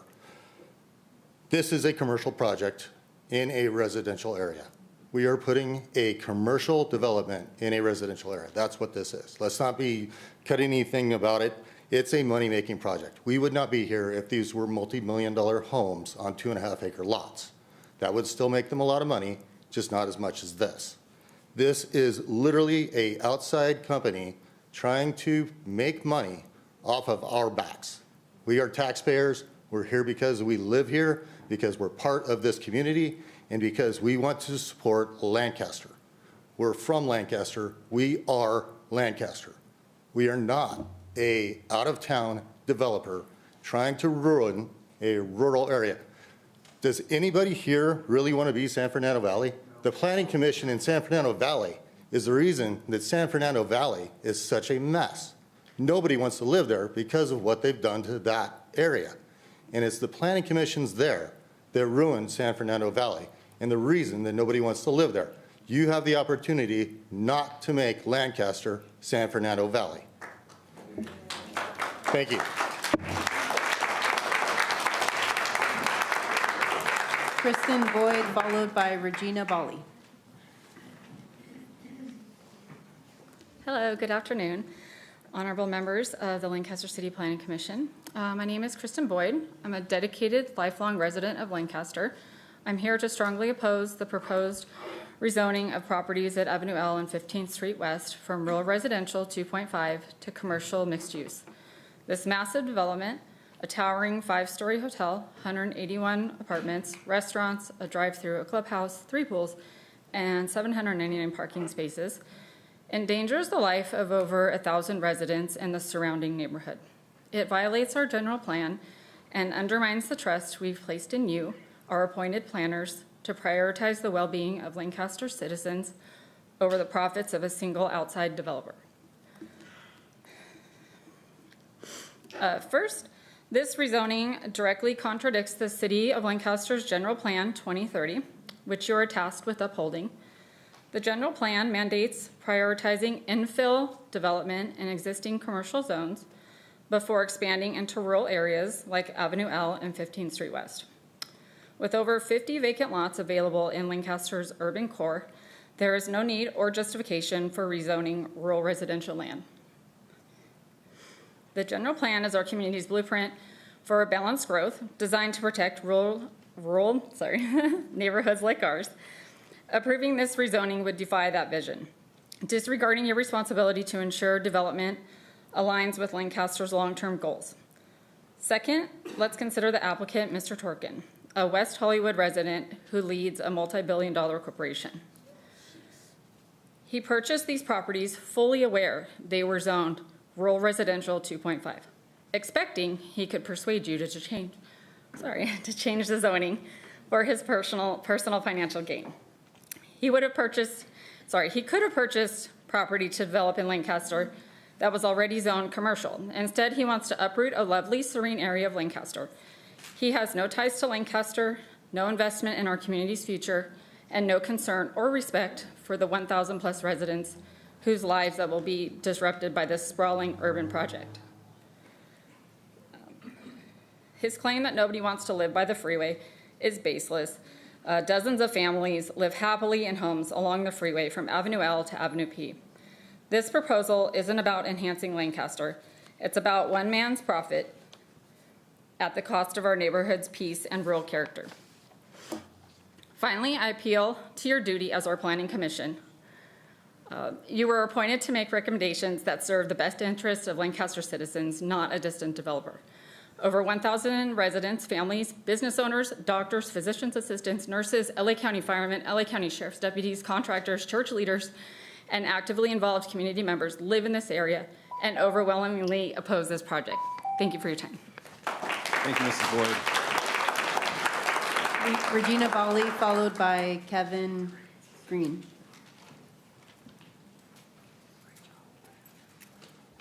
Hello, ladies and gentlemen.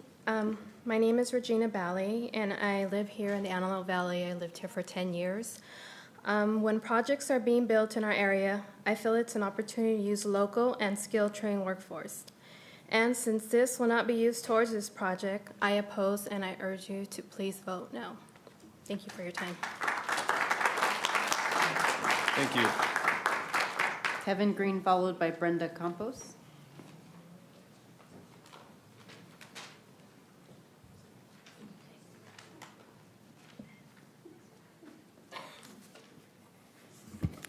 Hi, guys.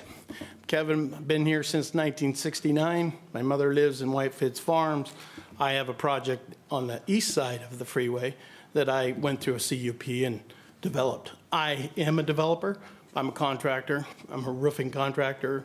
I've been doing this for 45 years. I am 100% for development. I am not for this development. We, as the people, need to make decisions. You guys get to make these decisions. We put you there for that reason. The heart of this meeting is everybody doesn't want this. Now, here's a little twist. This 10 acres could be traded for property you have on 47th Street West. You guys got 22 acres out there that was designated for park. You could trade them 10, put a park right there, solve the whole problem. Think about it. Thanks. Thank you, Mr. Green. Brenda Campos, followed by Juan De Laura. Hello. Good afternoon, everybody. My name is Brenda, and I'm here. I'm asking before why I'm here. And I look at my kids, and I said, nobody's talking about low-income families. Affordable units. I hear 100 and something units, but you guys don't talking about us. We're working hard, and we can affordable these rents. That's I think no local jobs too for people who can work developing the break too. It's sad, because nobody talk about us. I really respect all these people, and I'm on your side, honestly, because we need support and say no, definitely no, because it's nothing good for us. We have kids, we have families who work really hard and don't have money to pay so high rents. It's many traffic. There's a lot of stuff involved. I respect you too, honestly, because it's your job. But these people need to be happy too. We're not youngers. We really spend the whole life in this city, and we need to help to make these people happy. I can say that in the last days, but make happy these people. Say no, definitely no. I have my mother, I have my sisters and everything living too. I have my daughter living here too, and I need that very nice place for my kids. They deserve, because they're growing. And please, if you have something in mind, think about it. Absolutely. Please, we don't work for $1 million. We work like a low-income families. And this time is really hard for us to ask everybody here to say no. But in my mind, I hear a lot of stuff about these people, and I said, why? Why everybody here today for the same thing? We need to be on the same page, and the same side. I really respect everybody in this room. Please help us to put in mind and say, no, definitely no. It's not good. It's 180 units and nothing for us, nothing for affordable rent. We don't like to move another place. We like to live here. We really like to grow the kids in this city. But if nobody help us, what can I do? You know, that's so sad when I hear something like that. It's nobody think poor people. That's why everybody get evictions. Everybody's in the street, a lot of homeless, because we don't help. We just say, okay, if you have the money, do it, but it's not about money. It's about feelings. Please say no. Thank you, and have a nice day. Thank you. Juan de Lara, followed by Randy Terrell.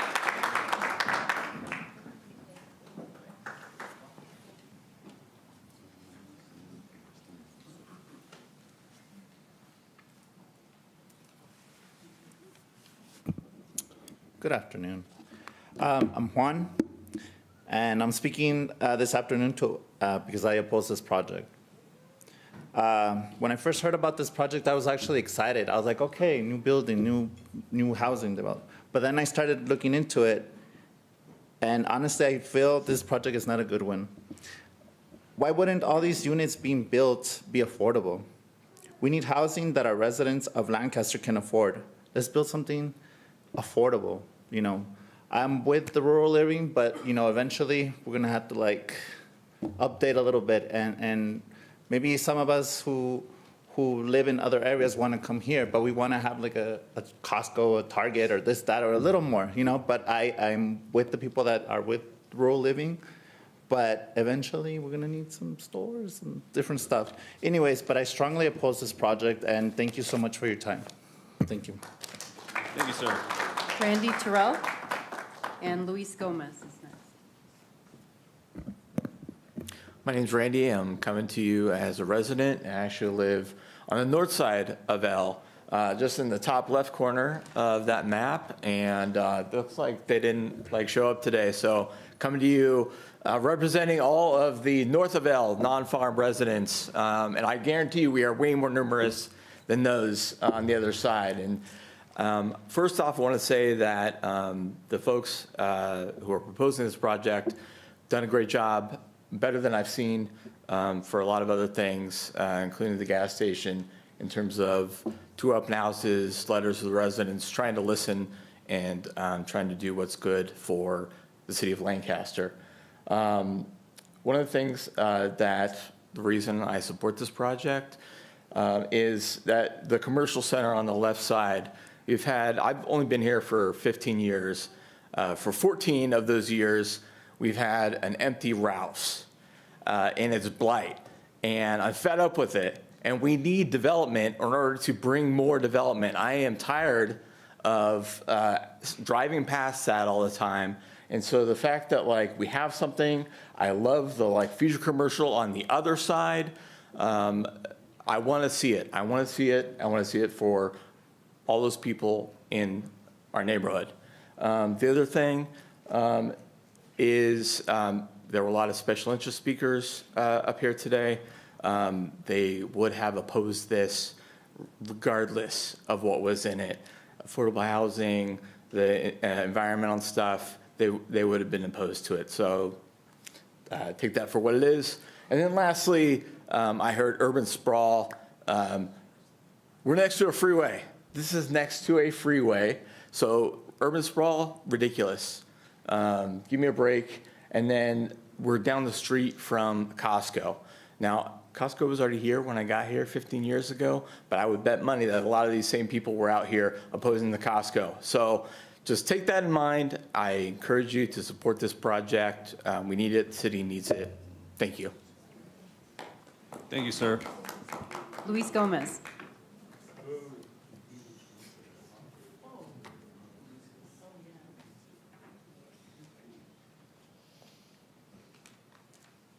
Good afternoon, everyone. My name is Jose Luis Gomez. I wanted to speak up against this project and my concerns with it.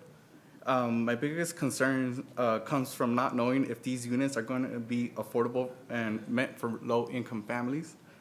We need affordable housing, and it isn't clear if that will be the case. I think you shouldn't support this project until they make sure that this project is affordable for the families that live here in Lancaster.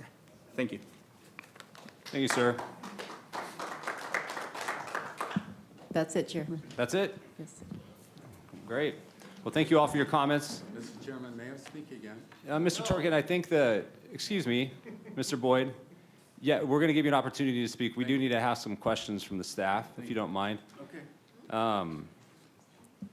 Before I get started, does anyone on the commission have any questions, staff, specific to the project?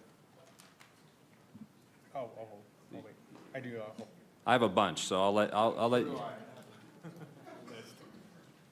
Ms. Lowe, Ms. Underwood, Mr. Moore. Okay, yeah, go ahead. All right. So first question I've got. I'll ask questions from a few different perspectives. So I am an architect, so a lot of my questions will initially be focused on that. So the first question I have is, when I see these trees, what kind of tree? I mean, was a 50% shading study conducted, and is that going to be achieved with this? What shading study are you referring to? Just in general. I mean, So shading studies are not required Not as part of required. Okay. development. Got it. That isn't an issue, and it's not something we have required Okay. of developers to submit in the past. Okay, understood. The second question I would have to do with drainage. I see that the site is straighting to the north, just based off these contours, but I am unclear where there is like a drainage channel, and where does the water lead? So I'm going to give a quick answer, and then I'm going to turn it over to our engineering staff. But the project site itself is in the what's called X shaded zone. So it's not in a FEMA flood zone. It's in an area that could potentially flood at times depending on it, but it's not one that requires you to elevate construction out of a flood zone. Right, so my question was more geared towards water retention. Correct. They are required to put in a master plan of drainage facility that in 15th along their project site. And Stephen Carrillo and Nick Godin are both here and can answer that more specifically, but there is no drainage basin being provided on the site. So all water would flow off-site elsewhere. Is that correct? That's an engineering question. The project is showing a underground storage to retain their drainage. So there's not a basin, but their plans show a underground storage to mitigate their drainage. Portions of the drainage will go into the existing. They're proposing to go into the existing channel by the on-ramp, the southbound on-ramp there, but they all are also required to do a 42-inch storm drain in 15th Street West also as part of their drainage improvements. Okay, thank you. I see that on here now, underground water QMP basin. It's just a little crowded.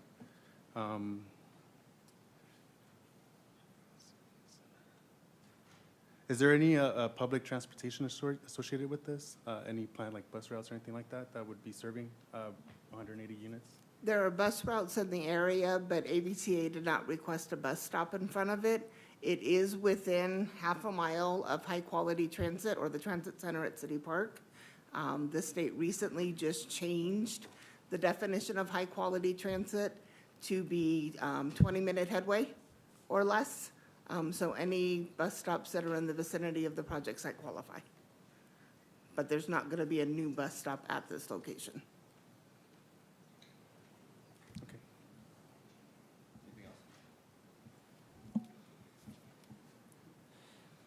Okay, I have a few questions, I think, really probably more so in relation to the mitigated negative declaration, some of the comments that were made by council today. So I'll go through what's our comment or response with respect to the allegations that there's going to be a noise issue, that we didn't dive deep enough on the noise issue. So there is a mitigation measure to ensure that noise at the property line is within the noise parameters, but they are correct. There was no noise study done.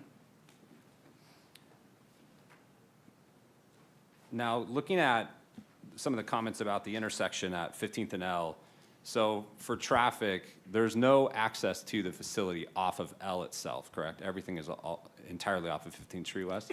That is correct. And we have, does it look, am I seeing this correctly, that maybe that there's exits out of the apartment buildings to exit straight onto 15th, or am I incorrect? You are incorrect. Okay. There are two driveways from the project site onto 15th. There's one in the center and then there's one on the southern end of the property. Entry into the parking garages for the residential buildings are interior to the site. They will not be entering or exiting directly onto 15th. Are there any modifications expected on Avenue L at 15th, coming, I guess, west, like from over the freeway on that turn lane there to turn left into the proposed project? I will defer to the traffic engineer. Yes, as part of the traffic study that was conducted for this project, we determined that there would be the need for a second westbound left turn. So the project would be required as a mitigation measure to install a second westbound left turn lane at 15th and L. Also to extend the left turn pocket so that the queuing does not come out of the pocket and end up into through traffic. Understood. Or the travel lanes.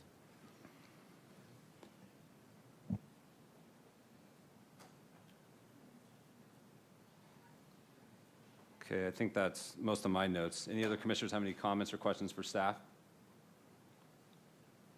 Mr. Torkin, do you have any response for the public? Yes, I do. Please. Actually, before he chimes in, there's a couple of things that I want to point out that were raised, just for clarification. Perfect. The first thing I wanted to point out is the city does not have a minimum percentage of affordable housing required for any housing development. We do have affordable housing numbers that we have to meet associated with RHNA. Our RHNA numbers through 2029 are 9,023. And we have certain percentages of that total number is required to be affordable. Last year alone, we signed off C of Os on 464 affordable housing units, in addition to, I think, 700-ish regular affordable housing units. And we have several other affordable housing units currently under construction, specifically 499 on Sierra Highway, another housing track off of 30th and K, and we had a new apartment complex, which is 100% affordable, filed 2 weeks ago. So there are affordable projects coming, but there's not a specific number that every housing developer is required to meet. And then with respect to VMT, we do have an adopted VMT mitigation program. Any VMT studies that are prepared are reviewed by our traffic engineer and approved. They utilize SCAG methodology for the preparation of those studies and comply with our VMT policies and adopted thresholds. This particular project screens out for the commercial, and it was determined that the apartment complexes wouldn't generate a VMT impact. Their VMT numbers would be at least 15% below the threshold, so only the hotel is required to pay and mitigate. So. Thank you, Ms. Swain. Any questions, Ms. Swain, on that? Really quickly, there were several comments made about the environmental impact report. Are we going to speak to that at all? Just because I know many people raise questions about that. So CEQA allows you to do 3 different levels of environmental review. Exemption being the smallest, lowest level, initial study mitigated neg deck being the next level, EIR. Typically, I think most people have seen those for really big projects. Staff feels that this qualifies for mitigated neg deck. It does have mitigation measures for things like biological resources, have the specific language requested by CDFW. We have the requested language from the Air District included in the document. A health risk assessment is not required. It's not one of 4 categories. It's not a dry cleaner. It's not a gas station. It's not a distribution facility. And it's not a highway project. So it does not need a health risk assessment. Beyond that, staff doesn't believe that it needs an EIR. Thank you. And for those of us in the audience that have attended these meetings before, the city of Lancaster didn't pick this project. The applicant picked the project for the site.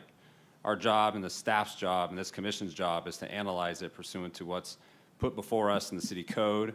We've got to act in this dais as emotionless. We've got to make sure that we have an ability to determine what the code says. We do understand that this property is rural residential, but the code also provides an opportunity for any of you and this applicant to make a request for a zone change. That is going to go after today's meeting before the city council, if it is approved. So again, this is not a project that the city chose, so it's not something that the commission chose. This is what the applicant chose and presented to the city, has worked for years to try to present this tonight before all of us. So, with that said, I'll give Mr. Torkin time to respond if he wants the opportunity to. He's not obliged. If I may. Please. Thank you. I've made notes of the concerns of the residents, and I'd like to comment on them. First of all, a couple of the last speakers had concerns about affordability of units and also jobs. Our project will create a lot of jobs, whether it's working at the hotel, whether it's working in the apartment buildings or at the restaurants. We're going to be creating jobs, number one. Number two, in terms of affordability, we're more than happy to have discussions with the city to allocate a certain number of the apartment units for affordable. We never said no to that. It wasn't required, but we're 100% open to discussion to provide affordable housing for some of the residents. Number three, the discussion of using local contractors, subcontractors, and labor. We're nowhere close to construction drawings. So we are not in a position right now to commit to using local labor. We have no opposition to it. Why would we not want to have that money invested within the community? So anyone who has those concerns, feel free to contact me when our plans are done, ready for pulling permit and getting ready for construction financing. The next topic I'd like to touch on is usage of power. All of our facilities, whether the hotel, the apartment buildings, or any restaurants which may be built on the site, will have solar panels to reduce the usage of electricity as much as possible.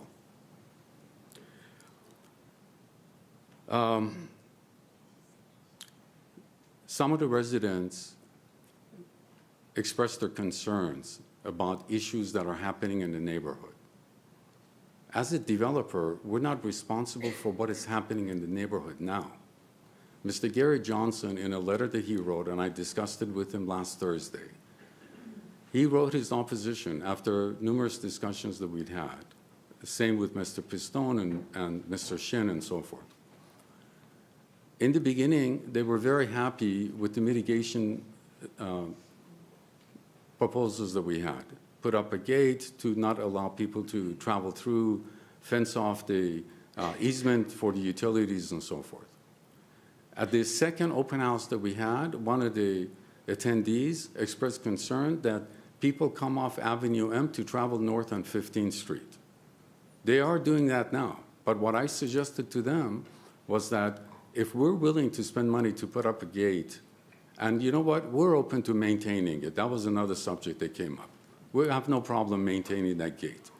I suggested that the residents each put up a couple $100 each and put up a gate by Avenue M and says, you know, private traffic only, for residents only.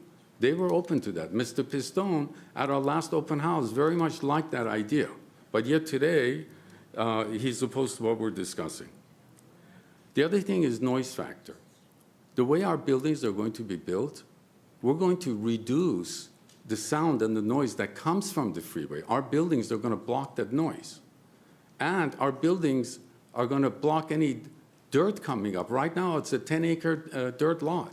But when we have asphalt and a paved road over there, they're not going to have that air pollution issue from dirt coming from the freeway, and same with the noise. Okay? Another objection they had was apartments overlooking the neighborhood. The apartment buildings are going to face east-west. There are no homes to the east, it's only the freeway, and to the west is currently vacant land, and then further down some commercial properties. Okay? In terms of reports, biological reports, traffic studies, VMT, and all other reports that were required, we provided the city planning department with all of those supports and all of those reports, and all of them have been satisfactory. Okay. In terms of traffic, our traffic study showed that there's going to be minimum effect on the increase of traffic on Avenue L. And as Mr. Simons pointed out, we're going to have a second left turn lane so that traffic westbound on L does not back up going towards 10th Street. Let's see. Oh, in terms of drainage, it was already addressed. Our engineer, Ryan Duke, who's here, he's provided drainage that I think is going to improve the drainage of the flood problems that they have discussed with us. The folks at the White Fence Farms discussed with us the drainage problem when there is heavy rains or floods. Our drainage plans are going to improve that system, so they won't be experiencing the same issues.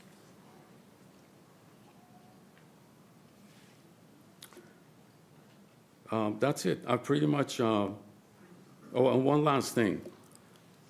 There's discussion about crime. Professionals that will be staying at the hotel are not going to bring crime to the neighborhood. If there is a criminal effect right now, it's not going to be exacerbated by a project. The hotel residents or occupants are mainly engineers that are here for 4 days, sometimes 5 days a week. They go to work, they come back. And the people that are going to live at the apartment buildings, they're going to be local employees of with all kinds of occupations and their families. So I do not understand their concern about crime. They had expressed to us concern about crime with the Maverick Station coming in. They felt that teenagers trying to buy liquor at a convenience store and homeless and drug trafficking and so forth. Our project has none of that. Our project is going to enhance this neighborhood. And lastly, the assertion that I'm some billionaire from the West Side, you know, trying to build this project here is so far from the truth. I wish I was a billionaire so I wouldn't have to be standing here to try to convince them that I'm trying to do something nice for the neighborhood. Thank you very much again for your time. Mr. Torkin. Yes. You said your family's owned this property for a number of years. Is that true? 20 years. If you want to know exactly who is involved, my wife and I, my 2 sisters and their spouses, one of them is here, my 82-year-old uncle, and 3 of my very close friends, one of them who's sitting over here. We're not these big-time developers from the West Side trying to take over Lancaster. This is a 20-year project, you know, owned by this group of people, and none of us are billionaires. None of us are even multimillionaires. At any point over your ownership period, were you ever approached by anybody to develop this for the residential use? Absolutely not. That's what I mentioned in my letter. Not one, no residential developer is going to build homes sitting on the freeway.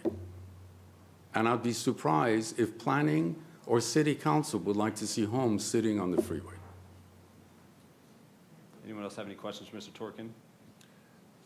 Yeah, just one. The resident that mentioned the, the 5 stories and looking over into their yards and things. From what I heard, she was referencing the hotel. So I just want to clarify. You mentioned the apartments, but is the hotel Oh, but they also- mentioned both, yeah. Right. Is it possible to bring the aerial photo so I can just point out something? Okay, thank you very much. Yes, this is perfect. So we're not discussing anything to the west or the north or the east. So to the south, there are, from what I see on this photo, there are 3 homes, okay? And the homes are a good distance away from where the setback of the hotel building will be on the north side over there. And when we met with the captains of the White Fence Farm, one of their concerns was evening lights. So we discussed with our architect that all lighting will have to be facing down, not up, so that it would only illuminate the backside of the hotel building. So how many homes are occupants of the hotels going to be looking at? During the day, they're going to be at their jobs. And during the evening, they're going to be too tired to stare out into the darkness. So if there were a lot of homes over there, I would completely understand their position. But those are temporary weekly people. And when they come back to their hotel room, they want to eat dinner and go to sleep and go to work the next day. And it concerns 3 homes to the south, with a good distance away from those homes. Commissioner Burden, the hotel is set back 42 feet from the property line. And I believe when I was measuring on an aerial from the hotel to the nearest occupied building was about 300 feet. Thank you. Any other comments or questions for the applicant? Commissioners, anything? No? Mr. Torkin, thank you for your time. Thank you very much.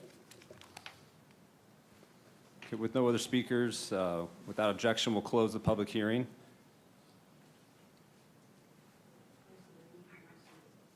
Yeah. So, anyone have any other comments or questions? Okay. So we'll entertain a motion if it's available.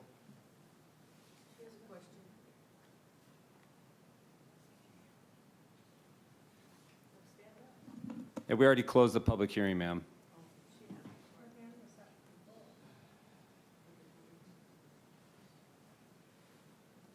So again, commissioners, anyone have an opportunity or want to present a motion?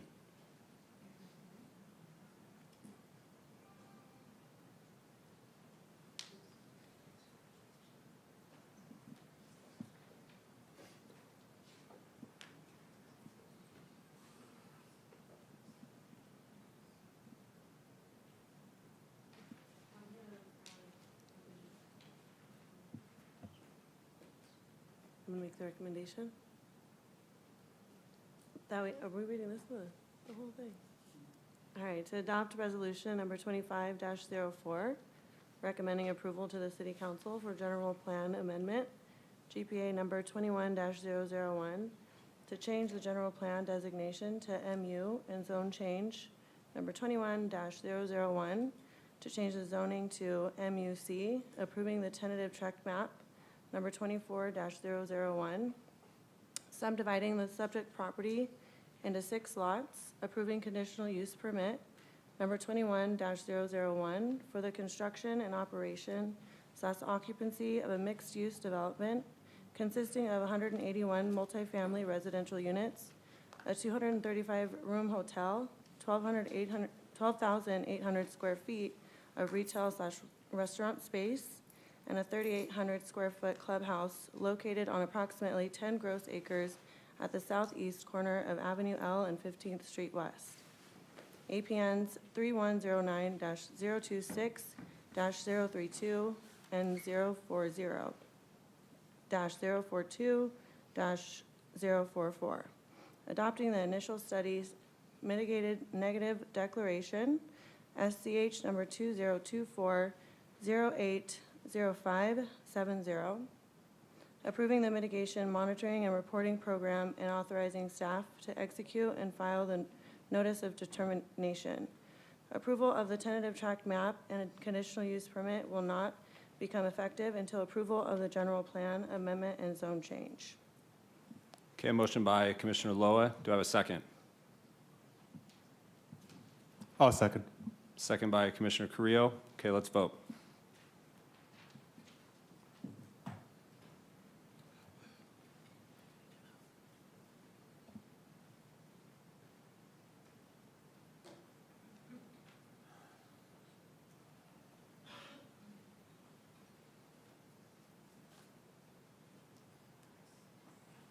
Okay, motion carries 4-2.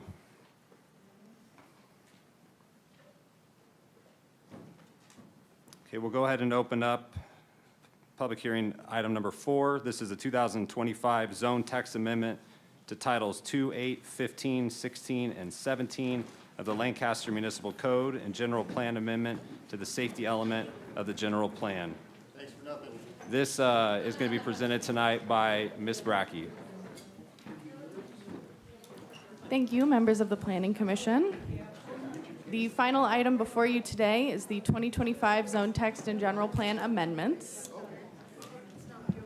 This proposal includes amendments to titles. Ms. Brecky? Yeah, we can wait a moment. Let's wait a minute. Okay.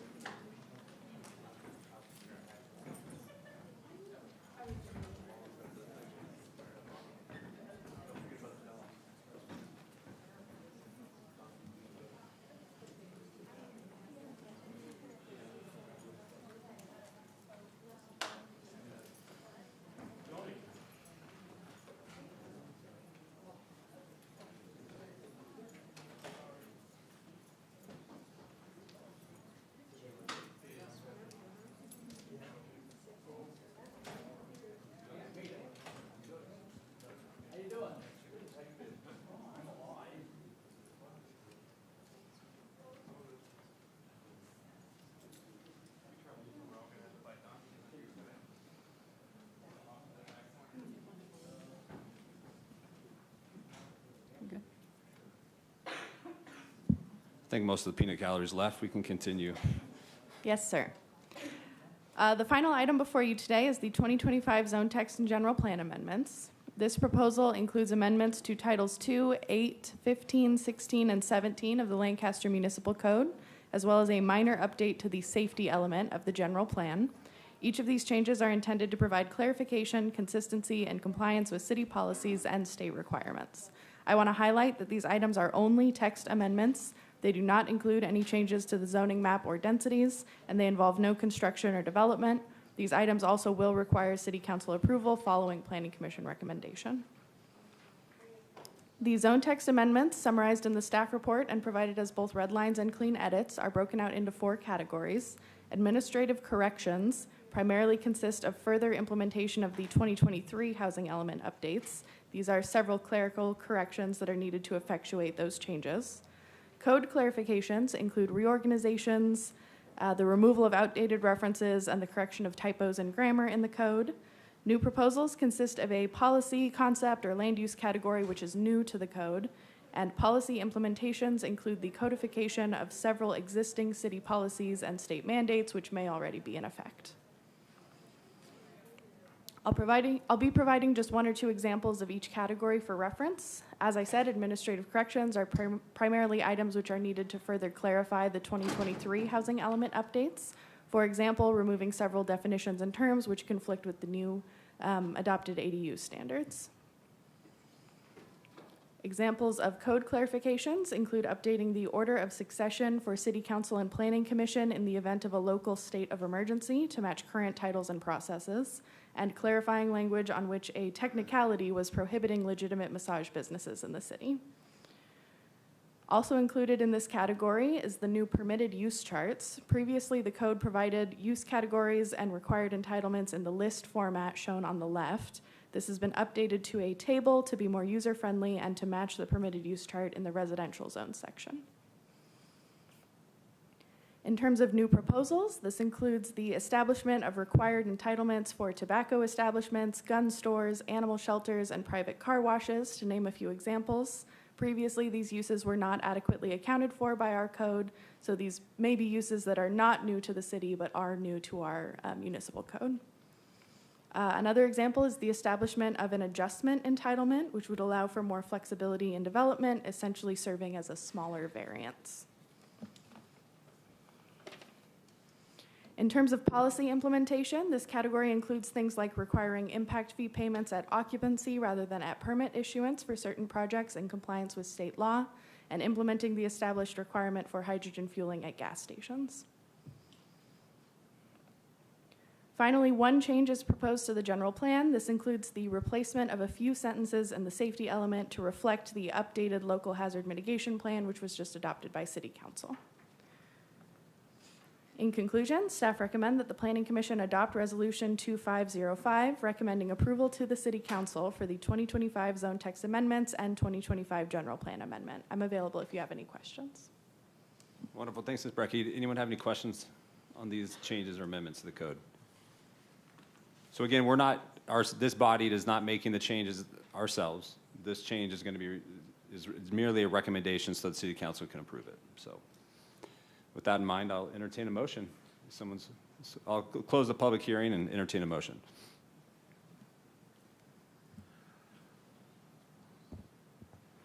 I'd like to put forth the motion for the Planning Commission to adopt Resolution 25-05, recommending approval to the City Council for Zone Text Amendment Number 25-001 for the 2025 Zone Text Amendment to Titles 2, 8, 15, 16, and 17 of the Lancaster Municipal Code and General Plan Amendment Number 25-001 for the update to the safety element of the general plan to provide clarification, consistency, and compliance with city policies and state requirements.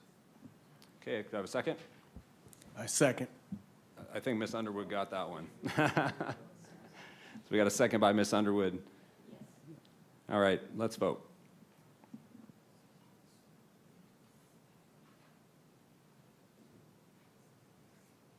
Okay, the motion carries 6-0 with one absent. Okay, so we've got our, next up is our Community Development Director announcements. What do we have, Ms. Garibay? I will keep it short and sweet. Just wanted to give you a quick preview of what we are looking for the next May PC agenda. We have a couple items. It's going to be we think a pretty busy meeting. One is the West Side annexation. So we're actually going to be taking comments on the EIR for that project. You guys got a preview at the last meeting, but this is just specifically to talk about the EIR. We also have an industrial project. It's the Avenue M Industrial Project, which Mrs. Brecky has been working on. We have the King Bar review. We passed the resolution tonight, so that'll come back at the next meeting and we'll discuss in more detail, and that'll be your opportunity to either revoke or not the current CUP that they have. We also have an amendment to a CUP 2217. This was for a car wash that was approved a couple of years ago. I think it was last year. So there's an amendment to that. And then the last one will be a recuperative care facility on Elm Avenue. So those are some of the items that we're looking forward to in May. And then another announcement, we actually just hired an assistant director. His name is Carlos Yaro, and he will start next Monday. So he'll probably participate in the next meeting as well. Yeah. All right, good news. Okay, last up, I think most everyone spoke already, but is public business from the floor. This is the portion of the agenda that allows an individual the opportunity to address the commission on any subject regarding city business. Under state legislation, no action can be taken on non-agenda items. Members of the public should be aware that of when addressing this planning commission regarding items not specifically referenced in the agenda. Please complete a speaker card for the recording secretary. Speaker cards are available at the rear of the council chambers. Individual speakers are limited to 3 minutes each. Do we have any speakers on public business? No speaker cards. Okay. I guess we stand adjourned. Okay. Thanks, staff.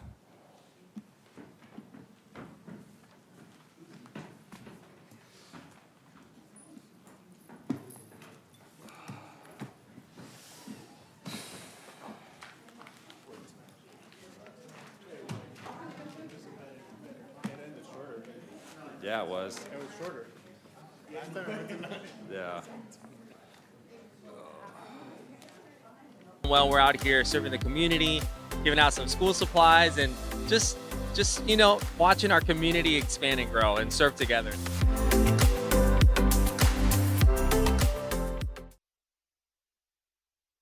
This is fantastic. I mean, I don't know how this can't be your favorite event of the year.